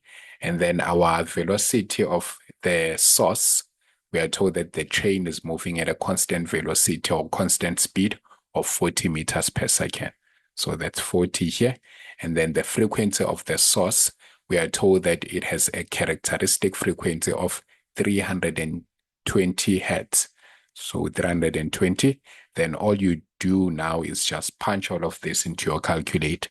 You get 362.67 hertz, rounded off to 2 decimal places. So that's all you were supposed to do. And then 6.1.3 is now saying calculate the wavelength detected by a person on the platform as the train approaches. So we know the formula for that one is the one that goes V is equals to F times lambda. The V once again is the speed of sound in air, so 340. And then our frequency is the frequency of the listener, 362.67. And then we have our lambda. So obviously, divide both sides by 362.67. And then our wavelength will be equals to 0.94 meters, rounded off to 2 decimal places. Right. So that's how we were supposed to go about answering 6.1 and 6.1.2 and 6.1.3. Okay, so let's look at 6.2. It says a motorcycle starts from rest and accelerates along a straight line at 2.81 meters per second. So this here is our acceleration. And then they say it starts from rest, meaning the initial velocity here is 0. And then the speed of sound in air is 343 meters per second. A siren at the starting point remains stationary. Right. So note that the motorcycle was at rest, but then it then accelerated. Right. So this means this motorcycle is now driving away from that stationary siren or that stationary sound source. So the siren in this case is the sound source. But then this sound source remains stationary, meaning the velocity of the source is 0. They say use a suitable calculation to prove that the distance that the motorcycle has traveled when the driver hears the frequency of the siren at 90% of the value it has when the motorcycle is stationary is 209.34 meters, right? So we are trying to calculate that the distance, or we are trying to prove that the distance will be 209.34 meters after the motorcycle is taken off, right? So now let's start by calculating this. Obviously from here, we need the velocity of the motorcycle, which in this case, the velocity of the motorcycle is VL.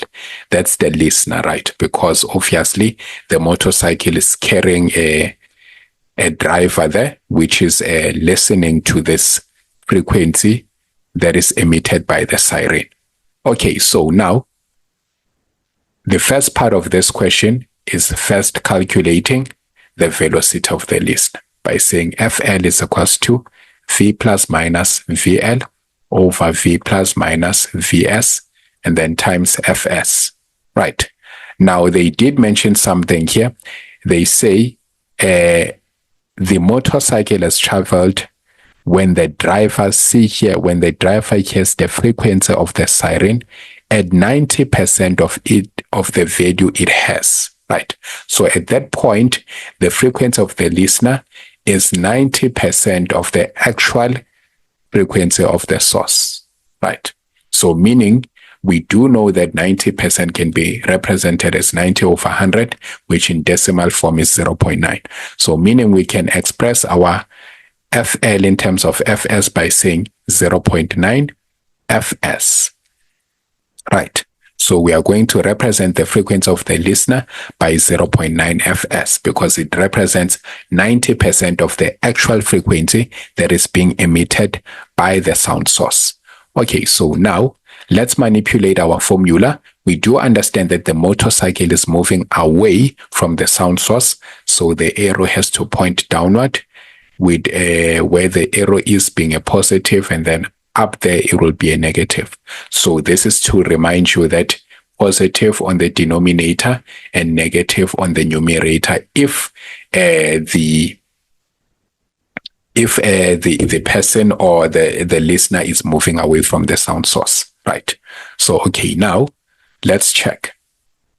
We have FL, V minus VL, and then velocity of the source is 0. So let's just substitute V only because this will just be 0. And then FL, we want to say it's 0.9 Fs. And then velocity, that's 343. So that's the speed of sound in air. The V here stands for the speed of sound in air. So that's 343 minus VL. That's what we are looking for. And then also again here, 343. Then multiply by Fs. We don't have it. Now to deal away with that Fs, we can multiply both sides by 1 over Fs, right? The reciprocal. So we know that this will cancel out and then we'll be left with 0.9 cross multiplied with the 343 and then is equals to 343 minus VL. Now if you punch this into your calculator, that's 308.7 and then is equals to 343 minus VL. At this point, we can take the VL over to this side and then 343, we take the 308.7 to the right-hand side. And then just like that, we have our VL will be equals to 34.3 meters per second. But then we are not done because remember, we are looking for the distance. So that means at this point, we would then have to use an equation of motion. So I already explained the whole point of integrating topics. So do expect questions like this, whereby you can use concepts from other topics, right, in a different question, right? So note that we are dealing with Doppler effect, but then we'll now be using an equation of motion to actually find the distance.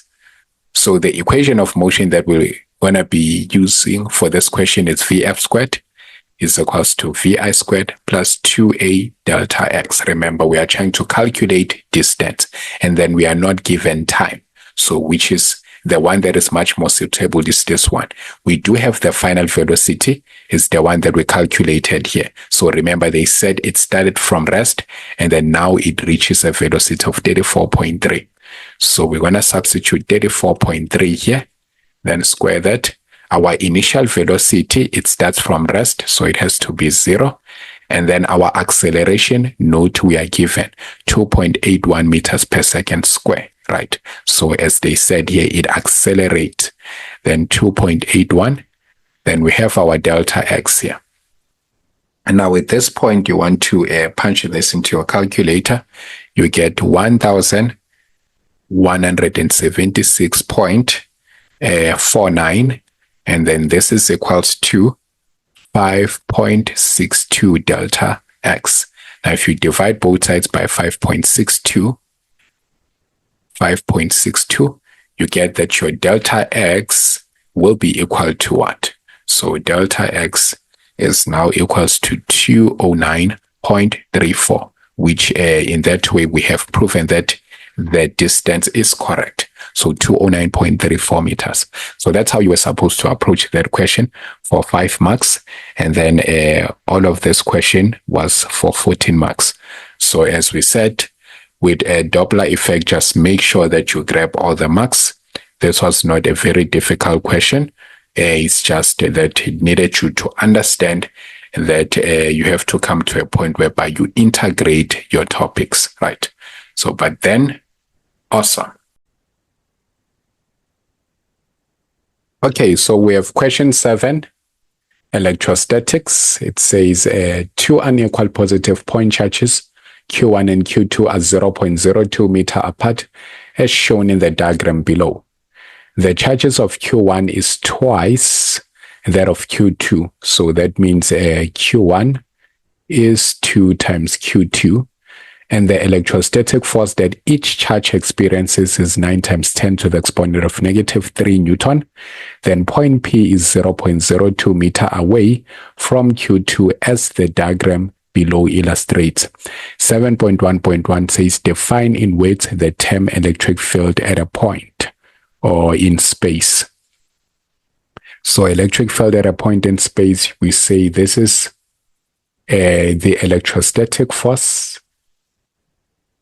This is the electrostatic force experienced per unit positive charge. Per unit positive charge placed at that point. Placed at that point. Right, so 2 marks. That's how you are expected to state your definition. Right.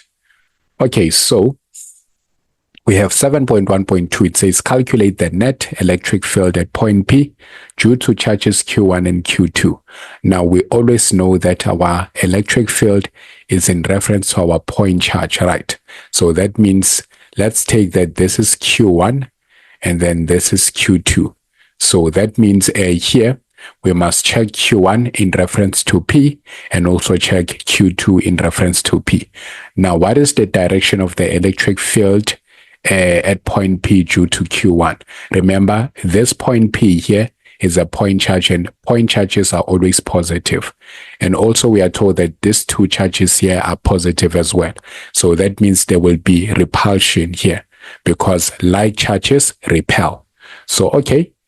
If this is our P in reference to Q1, we know that this has to experience an electric field to the right. So this is, we want to say this is electric field of P due to Q1.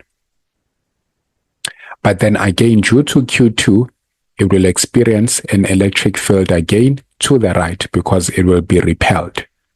Right.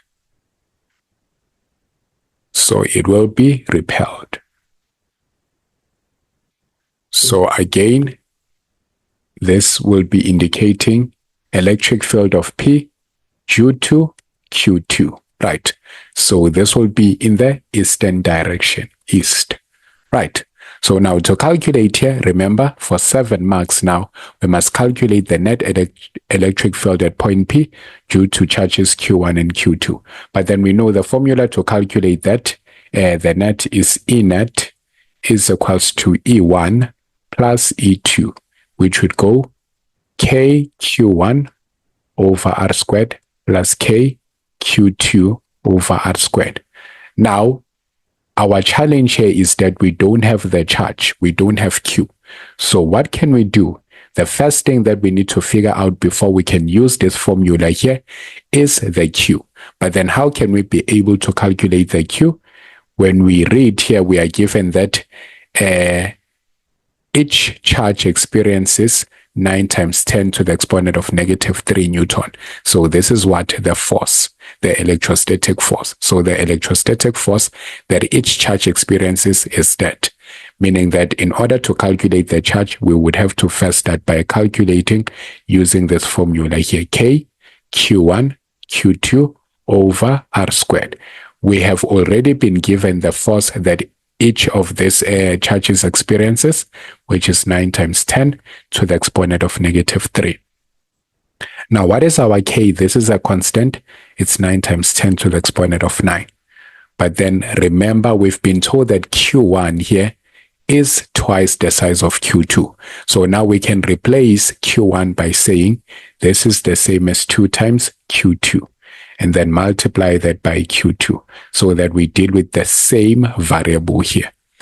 Now, what is the distance between the 2 charges?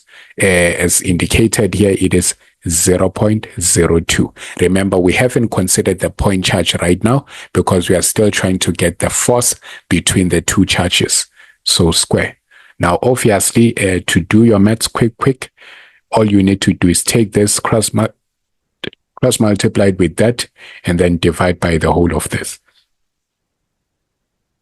So the Q2 times Q2, we will have Q2 square, and then is equals to take this, transpose it over there, or cross multiply, and then 0.02 square, and then now we have to divide by everything that was on the numerator there. So that over 2 times 9 times 10 to the exponent of 9. Right. So I hope everyone understands what I've did here. So take this cross multiplied with that one, and then eventually you'd have to divide by 9 times 10 to the exponent of 9 and the 2 there. Okay, so now to get rid of the square here, you square both sides like that. Then charge Q2 will become what? If you punch it into your calculator, this is giving you 1.414 times 10 to the exponent of negative 8 coulombs. But then remember, Q1 is twice that, so Q1 would have to be 2 multiplied by that 1.414 times 10 to the exponent of negative 8. And then therefore our Q1 would have to be 2.828 times 10 to the exponent of negative 8 coulombs. Right. But then note that this time around, you've only found the charges, right? This is not the end of the question. You haven't completed your 7-mark question. So all you'll indicate here is that your Q1 is 2.828 times 10 to the exponent of negative 8 coulombs. But then your Q2 here is 1.414 times 10 to the exponent of negative 8 coulombs. But then still you have to calculate the net electric field. Now, from having your charges there, that means the next step here is to do what? To calculate the E net. So how do we calculate E net? We will say E net is equals to E1 plus E2. Now we can add the two because we can see they're all going in the same direction. So we take east as positive, right? So everything going to the eastern direction is positive. So now to calculate this one, we have our formula K, Q1 over R squared. So the E1 will be indicating this one here, and then the E2, let it indicate that. So plus K, Q2 over R squared. The K is 9 times 10 to the exponent of 9. Q1, there we go, it's 2.828 times 10 to the exponent of negative 8. But then now, considering this, remember, this is now electric field, right? So the distance from Q1 all the way to the point charge is what? You'd have to say 0.02 plus 0.02. And then obviously that would give you 0.04, and then square that. Now let's check for that. We have 9 times 10 to the exponent of 9. Multiply that by the value of Q2, which is 1.414 times 10 to the exponent of negative 8, and then over. So I think, let me do this. So we have 2.828 times 10 to the exponent of negative 8. And then, okay, so substituting here, we have our K is 9 times 10 to the exponent of 9. And then our Q1, as we can see there, 2.828 times 10 to the exponent of negative 8 over our distance here. We have to consider Q1 all the way to Q2, which will give us 0.04, and then square that. Plus, we have here 9 times 10 to the exponent of 9, and then our Q1 is, our Q2 meant to say, is 1.414 times 10 to the exponent of negative 8. And then the distance between Q2 to point P is only just 0.02 square. Now, if you punch only this side onto your calculator, you will get 159,075. And then if you punch on that side, you get 31,815, right? And then all in all, when you add those ones together, you will get 477,225 Newton per Coulomb. So let's not forget the SI unit. So Newton per Coulomb. And then to which direction? East. East. Right. So note that net electric field is a vector, so we need to show both the magnitude and direction.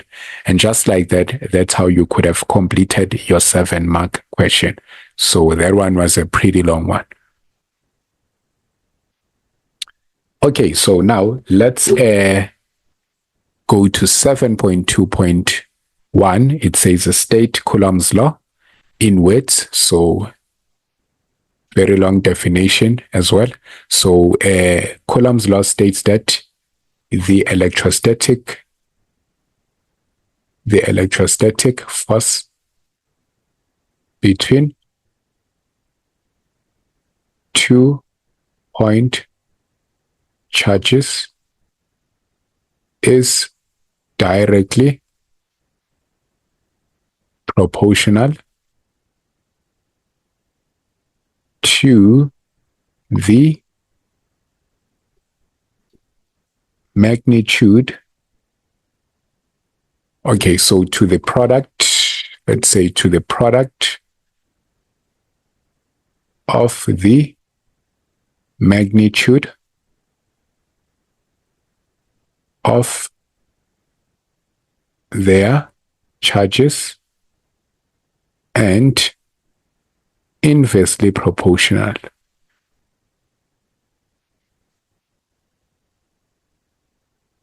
to the squared distance between them. Right.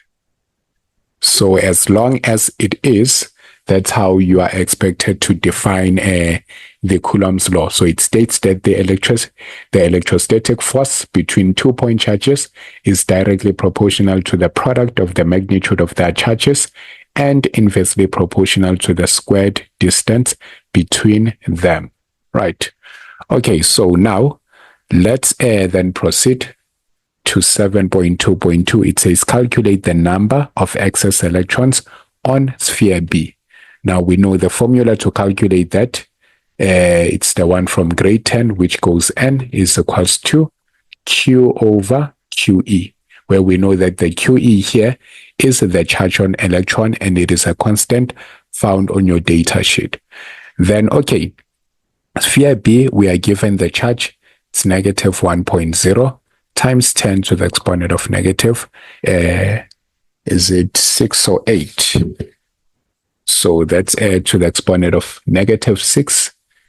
Okay, yes, negative 6. And then over negative 1.6 times 10 to the exponent of negative 19. Right. So when you punch that into your calculator, you get 6.25 times 10 to the exponent of 12 electrons. Yes.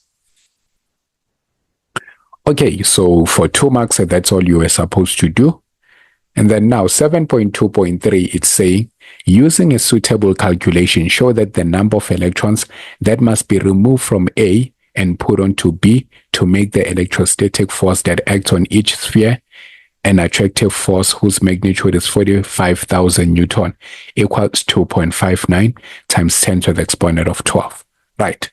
So now what we can do here is that we can see that the charge of A and charge of B, they are equal besides that the charges are not the same, right? So they have the same magnitude of charge, but then opposite charges, right? So in other words, we can say that the charge of A is equals to the charge of B, or rather the charge of A is equals to negative charge of B, right?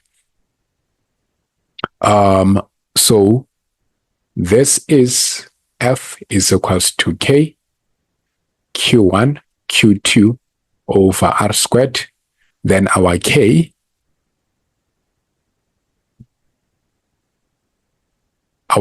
here is 9 times 10 to the exponent of 9.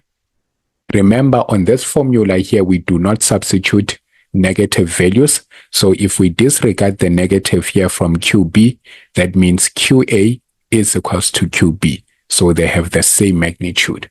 So in other words, we can just say this is Q, let's say maybe Q2, and then Q2 square, like that, over the distance between the two is, we are told that it is 2 times 0 times 2.0 times 10 to the exponent of negative 2, which is the same as 0.02. So 0.02 square. And then the force in between them, we want to maintain a force of 45.0. Right. So at this point, we can cross multiply this and say, okay, to find our Q2, and then we're going to say square. This is 45.0 times 0.02 square over, divide by this here, 9 times 10 to the exponent of 9. And then if you want to get rid of the square here, let's square both sides. Then our Q2 or our QB, so let's just say this is A, this is B. So this will be B here. So our QB will be equals to what? Let's say 1.41421 times 10 to the exponent of negative 6 coulombs. Right. So at this point, to calculate the change in the number, to calculate the number of electrons that need to be transferred, we know of the formula that says N is equals to change in Q over QE. So the change in Q here simply means that you need to say Q finally minus Q initially over QE. Right. So now, what was the Q finally? It's 1.41421 times 10 to the exponent of negative 6. But then what's the Q initially? Both these electrons had a charge of 1.0, or both these spheres had a charge of that, times 10 to the exponent of negative 6 over 1.6 times 10 to the exponent of negative 19.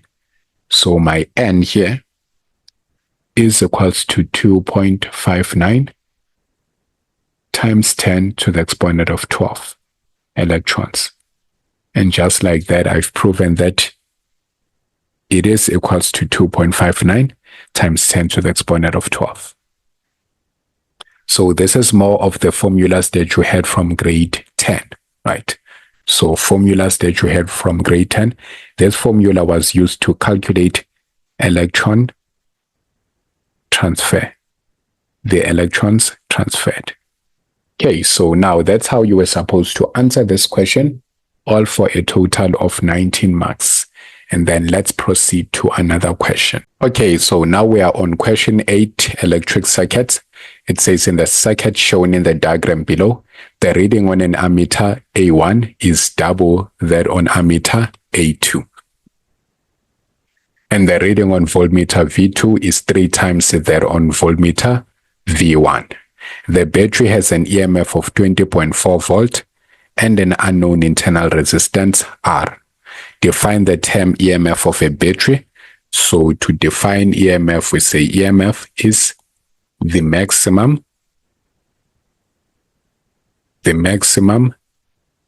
energy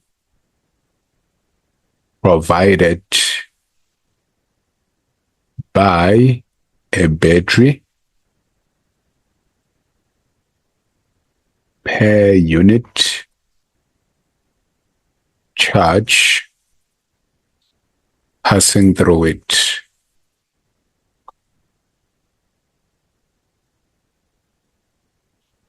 Awesome. So we have 2 marks like that. Okay, then let's go to 8.2. It says calculate the resistance of R1. So where is R1? Here is R1. And then let's check what we are told here.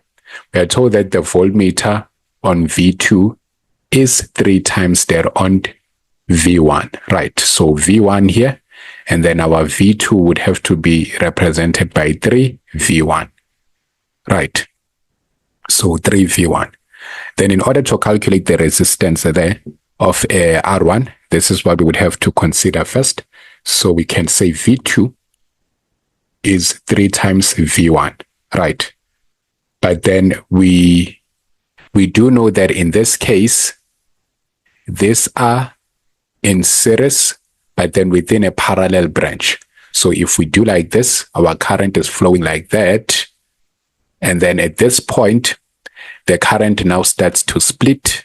So meaning we are entering a parallel branch. So we are entering a parallel branch.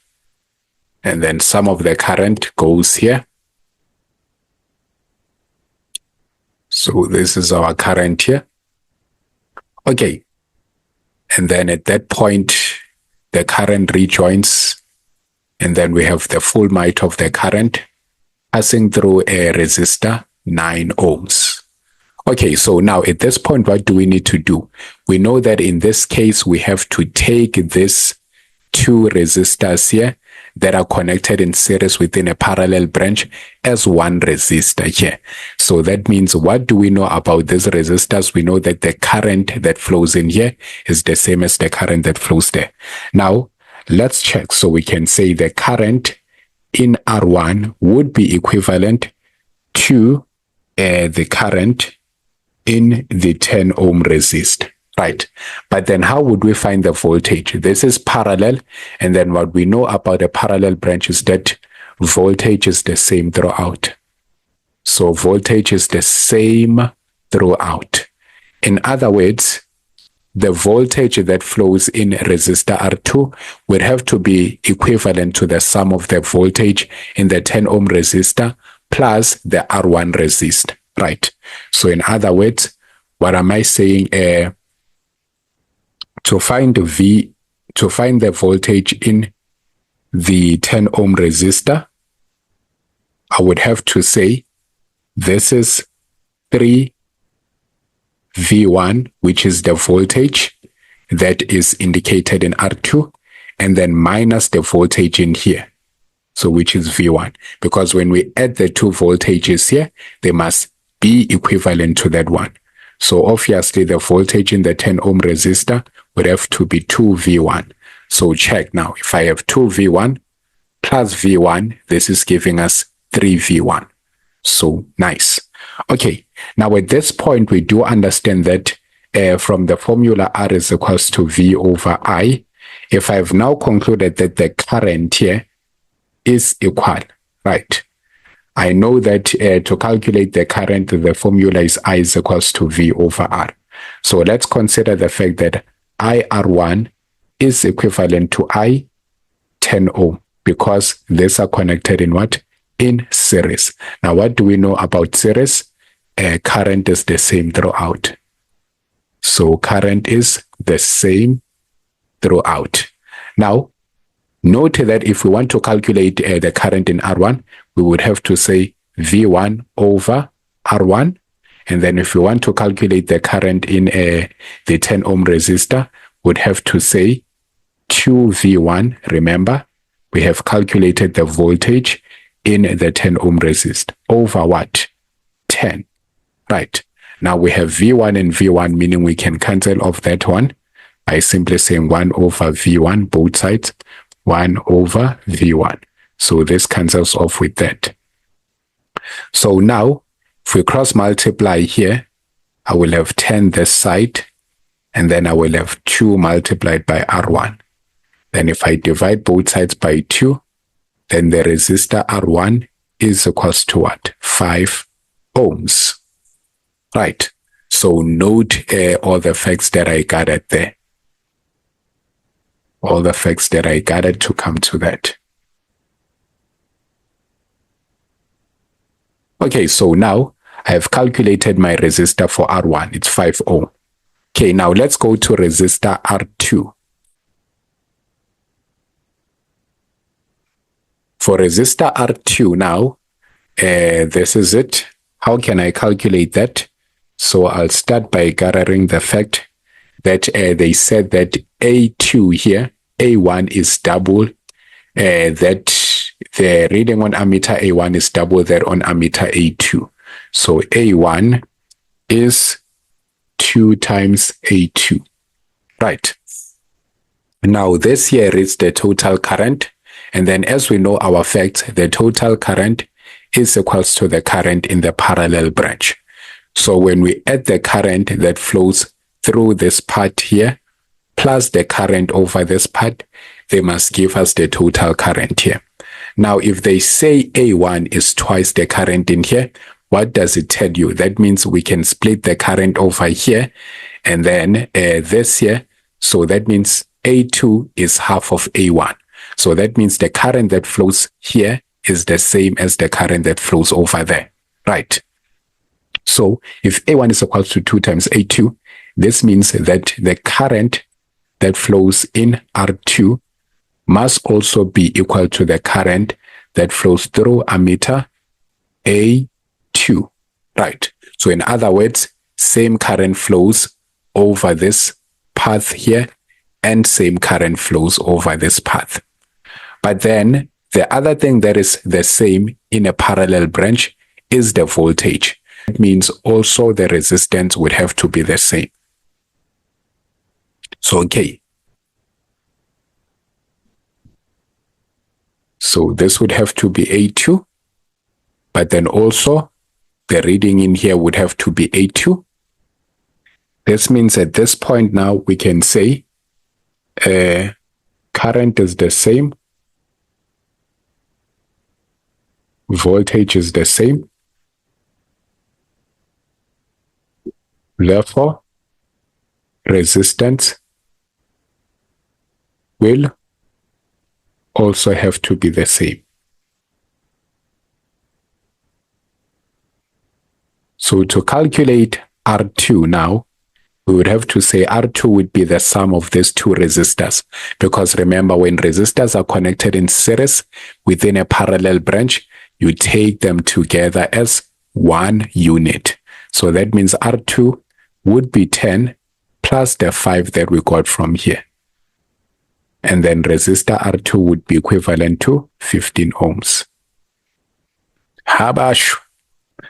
Okay, so now let's proceed to 8.3. They say the reading on V2 is 9 volts. So let's clear off everything here. The reading on V2 is now 9 volts. So they give us a value and then calculate the potential difference across the 10 ohm resist. Now you will remember that for the 10 ohm resistor, so let's note we have V2 is equals to, so we are answering 8.3.1. V2, we are given that it is 9 volts, right? But then remember, we know that the voltmeter V2 is 3 times the voltmeter V1. So that means V2 here is 9. And then we'd have to find the reading on V1. So we divide both sides by 3. The reading on V1 would be 3 volts. But now remember, we are trying to get the potential difference across the 10 ohm resistor, which is here. Now you will remember that here we had stated that it's V1, but here is 2V1, right? So for the 10 ohm, we have to say 9. We have to say 9. So this is 3. When we add these ones, they must give us this 9 here. So we must say 9 minus 3. Then this is going to give us 6 volt. So again, we can see that we say 6 volt plus 3 volt. That's supposed to give us a sum of 9 volt, which is equivalent to this one. Going back to the fact that your parallel resistors have the same voltage throughout. Okay, so now we have got that 3 marks. Now let's go to 8.3.2. It says the reading on A1. The reading on A1. So to find the reading on A1, now that we have all of this, 6 volts, 3 volts here, and 9 volts, right? So what can we do? We already have the resistance in here. It's 15 ohms. And then here we had calculated the resistance. It's 5 ohms, right? So, okay, we can simply just calculate the current through R2 here. So let's calculate the current in R2 by saying V over R. Now the voltage in R2 is 9 and the resistance is what? Is 15. So 9 divided by 15. This is going to give us 0.60 amperes. And then we can take this value now and consider the fact that we said the current that flows through this part is the same as the current through there. So if this is reading 0.6 amperes, that means also this part here is reading 0.6 amperes. Now remember, this is in series, so we can't say 0.6 plus 0.6 because it's the same 0.6 amperes that is passing through here. So the 0.6 amperes of charge that is passing through here is the same 0.6 amperes over here. So that means in order to find the current through A1, you'd only need to say that's 2 times 0.6. Remember, this is coming from the fact that we said A1 is twice A2. So here we just got the reading. This is the same as the reading on A2. So now that's 2 times 0.6. So our current reading on A1 would be 1.2 amperes. 8.3.3, it says, calculate the internal resistance R. Internal resistance R, we know the formula that goes 8.3.3. It's EMF is equals to I, and then R external plus R internal. Now our EMF is 20.4. Our current, we just calculated 1.2. Our R external, we don't know it, but then we can calculate R external is R parallel plus R series, right? Now our R parallel, remember we have discovered that this is 5 ohms and then this is 15 ohms. But we take this one as one big resistor, so it should give us 15 ohms. Now to calculate our R parallel, product over sum will give us 15 times 15 plus over 15 plus 15, right? And then if we add it to the series, so R external is the 7.5 plus the 9 here. So this is supposed to give us a 16.5 ohms, which we can then put in here. So 16.5. Then we are looking for the R internal. Can divide both sides by 1.2. This will give us 17. And then is equals to 16.5 plus R. And then our R is 17 minus 16.5, which is 0.5 ohms. So that's how you were supposed to calculate that one for a total of 17 marks. Okay, so now we have question 9. It says the diagram represents a simple generator. The coil is rotated in an anti-clockwise direction. So note that. It says 9.1, does the diagram represent an AC or a DC generator? Suggest the reason for the answer. Now, if we are to look at this diagram, we can see that it has slip rings, so which makes it an AC generator. So this is AC, and then the reason is that it has slip rings. The generator has slip rings, right? Okay, so we then have 9.2, say state the energy conversion that takes place in this generator, right? So this generator is obviously changing mechanical energy, converting it to electrical energy. So we know that most of the time we need a generator when a load shedding has struck, so that we turn that mechanical energy to electrical energy, right? So we have 9.3.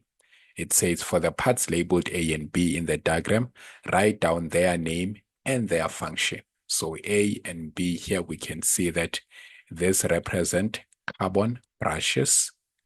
And then what is the function of the carbon brushes? We say it is to do what? They conduct current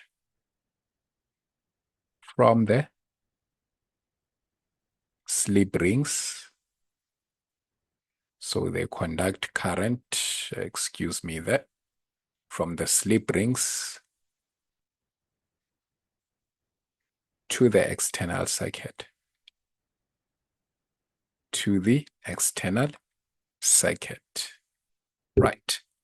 And then we have 9.4. It says parts XY of the coil is about to move upwards. As soon as it moves upwards, will the induced current flow from X to Y or Y to X? Now, this is one thing that you have to remember with the generator. The generator, in order to find the direction of the current, we would have to use the right-hand rule, which means the rotation of the coil is the same as the direction of flow of current. Right. So in other words, what do we mean? If the rotation of the coil is anti-clockwise, that means again the direction of flow of current must also be anti-clockwise. But then this contrasts with the motor. With the motor, we are using the left-hand rule. So that means if the rotation of the coil was to be anti-clockwise, the direction of flow of current would be clockwise, right? So in this case, we are dealing with a generator. So that means also the current has to flow in an anti-clockwise direction. So this is X to Y. So anti-clockwise would be that way. So that means 9.4 will say the current will flow from X to Y. Okay. Now 9.5 is now saying the peak voltage, meaning the maximum voltage. So peak means maximum. The peak voltage supplied by this generator is 120 volts. Is in the position that the coil is shown, is the output voltage 0 volts, 85 volts, or 120 volts? Now they try to be very smart with this question. Now, obviously, we are not seeing 85 volts anywhere here. But then between 0 volts and 120 volts, this could be the answer. Now, looking at this, it is very tempting to just say 120 volts. But then we need to remember the shapes here. We said at this point, this is when our theta is 0 degrees. And then when it's in that position, again, if it rotates, it will be in the 90-degree position, meaning this is where now it is actually lying flat like this. And then from there, again, it has to be in that position again. So this would be theta 90 degrees, and then theta 270 degrees. And then once again, we have to have our 360 degrees here. Now, remember that this is an AC. And then an AC, a complete wave goes like this. Right. So a complete wave is in that format. So this is 0 degrees. This is 90 degrees. This is 180 degrees. Okay. And I messed it there. So this was supposed to be 180 degrees. And then this here is the 270 degrees. And then again, it goes back to that position. So this is 360 degrees, right? Now looking at this, it goes. Okay, so now that means in having to draw my sine graph, remember this complies to our sine graph, it would have to be something like this. So because AC, remember, alternating current, has to form a sine wave. So that's your sine wave. And then let's check. We have 0. And then here it's 90. We have 180, 270, and then 360. Now, if you can remember the shapes along with their respective degrees here, it becomes very simple to answer this question. Now, you see if it's in this position, every time it's in this position, what's your EMF? So at 0, at 180, or 360, what's your EMF? It's just 0 volts. So the only time it will be producing maximum voltage is when it's at a 90-degree position. So that's the max. And then also here when it's at 270 degrees position. So basically when it's lying flat like this, this is where it's going to produce the maximum voltage. But then once it's standing vertically like that, then it produces a voltage of 0, right? So remember that. That means in answering 9.5.1, we were just supposed to say 0 volts. So yes, it was a 1-mark question, but then it's worth it. Then, okay. Define the term RMS for an alternating current. So let's just start with that definition. So 9.5.2, RMS we say is the AC current that dissipates the same amount of energy as an equivalent DC current. Right. And there we go. So for the calculation one, let's check. So in order to do the calculation question, we are given calculate the average power output of this generator 4 marks.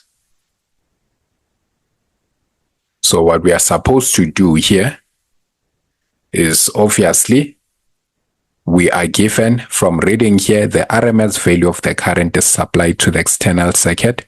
The RMS value of the current supplied to the external circuit is 1.2 amperes, right?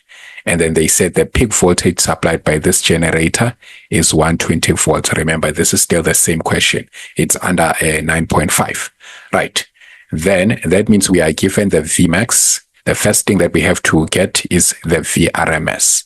So we know the formula is VRMS is equals to Vmax over root 2. So we are now at 9.5.3. Then Vmax is 120. So we'll say 120 over root 2. Then if you punch that into your calculator, it gives you 60 root 2, right? And then now to calculate, so this is our VRMS. Remember, we must calculate the average power.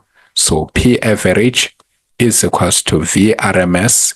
And then what else are we given? We are given the RMS current. So we can use this formula here, VRMS times IRMS. So VRMS, that's your 60 root 2. And then your IRMS, that's your 1.2. Now at this point, you simply just want to grab your calculator and punch all of that. So this gives us 101.82 watts. Right. And there you go. 5 marks just like that. Or was it 4 marks? Right. And then that's how you could have answered that question. Okay, so now we are on question 10, our last question, photoelectric effect. So it says the diagram below shows a photoelectric cell which is connected to an adjustable EMF. A group of learners used a device to study the photoelectric effect. The learners irradiate the cell with blue light of wavelength 470 nanometers. So you will remember that I said always when you see nanometers, you must convert this by saying times 10 to the exponent of -9. They record the reading on the ammeter as the cell is irradiated with blue light of different grades of intensity. Describe the photoelectric effect in words. So that means we must define photoelectric effect. So we will say this is the process whereby electrons are ejected from a metal surface when light of suitable frequency is incident on that surface. Okay, awesome. Then let's now check. We have 10.2.1. It says for this experiment here, write down the independent variable. So the independent variable, obviously, the intensity of light, because that's what they are using to find out the result. So it's the intensity of light. And then 10.2.2, they say one factor that must be kept constant. So the factor that will be kept constant is obviously the factor that will remain constant throughout. So that's your frequency. We know that increasing the intensity of light or decreasing the intensity of light does not do anything to the frequency. So we can say it is the frequency, or we can say it is the wavelength. So the frequency and the wavelength will be kept constant. Then 10.2.3 says an investigative question. So we know a powerful investigative question says, what is the relationship? Right? So what is the relationship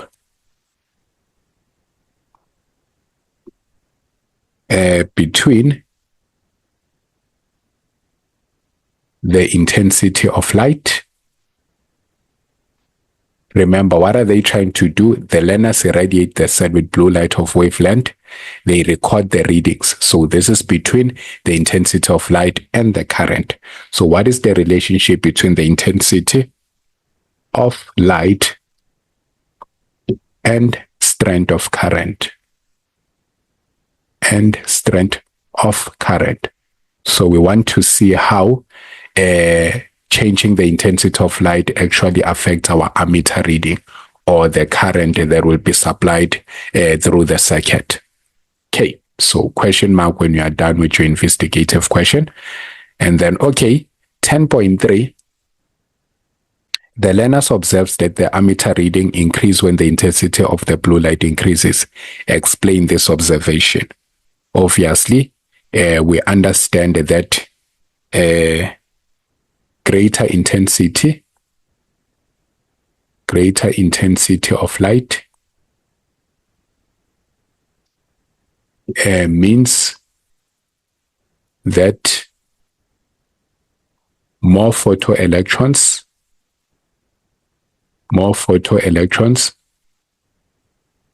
are emitted per unit time. And then this increases the rate of flow of charge.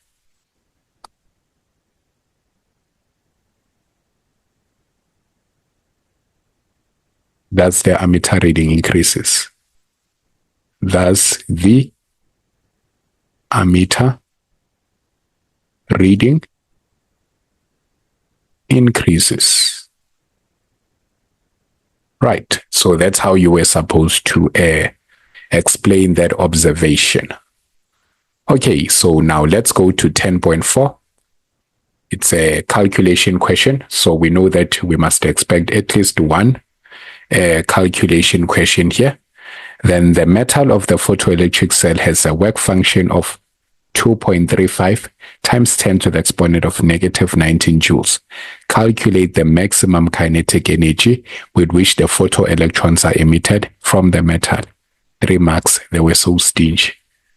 Then 10.4, we have our formula E is equals to work function plus EK max. Now you will realize that we are not given the frequency, but then we are given the wavelength. So that means we will break this one down to HC over lambda. Then we have our work function here plus EK max. Right. Now what we can do, let's just transpose the work function over to the left-hand side so that we are left with our EK max as the subject of the formula. So this is to make everything easier for us to just substitute and press into the calculator. The H here is the Planck's constant. The C here represents the speed of light. So that's 3.0 times 10 to the exponent of 8 as it appears in your formula sheet. And then our lambda wavelength, that's 470 times 10 to the exponent of -9. Remember, nanometers. Then subtract the work function, 2.35 times 10 to the exponent of -19. So that's equals to EK max. Now, when you punch all that into your calculator, exactly as it is here, then you will get, you will get 1.882 times 10 to the exponent of -19 joules. Right, so 3 marks, that's how you have it. Okay, now let's go to, so now let's look at 10.5. It says, briefly explain why metals shine even when the frequency of the radiation falling on the surface is below the threshold frequency. So to explain that, we know number one, if the frequency of the light is less than the threshold frequency, we say no electrons are emitted. No electrons are emitted. Now, if these electrons are not emitted, the energy is absorbed. So the energy of the radiation, the energy is absorbed, and the electrons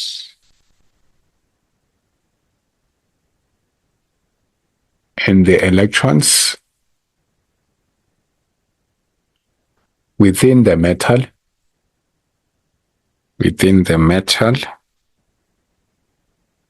will jump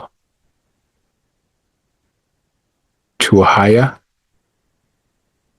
energy levels. So here we are now talking about the absorption line spectrum.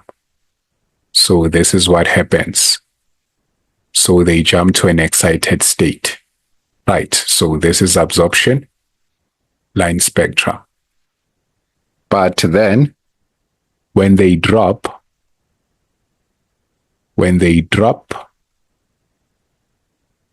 down again, they will emit energy in the form of light.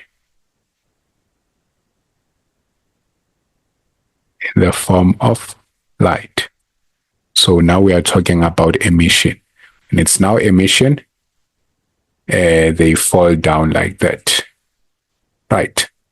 So no electrons are emitted when the frequency is less than the threshold frequency. No electrons are emitted. The energy is absorbed and the electrons within the metal will jump to higher energy levels. When they drop down again, they emit energy in the form of light. So which is now emission line spectrum. So which is why they shine even more. They shine even when their frequency is below the threshold frequency. So, okay, we've came to the end of the question. This was your photoelectric effect for a total of 13 marks. And then your grand total for the whole exam paper was 150. So yeah, that was your Limpopo paper.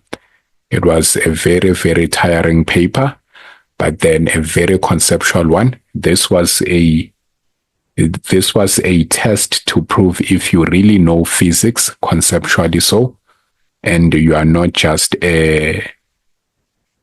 memorizing how to calculate, right?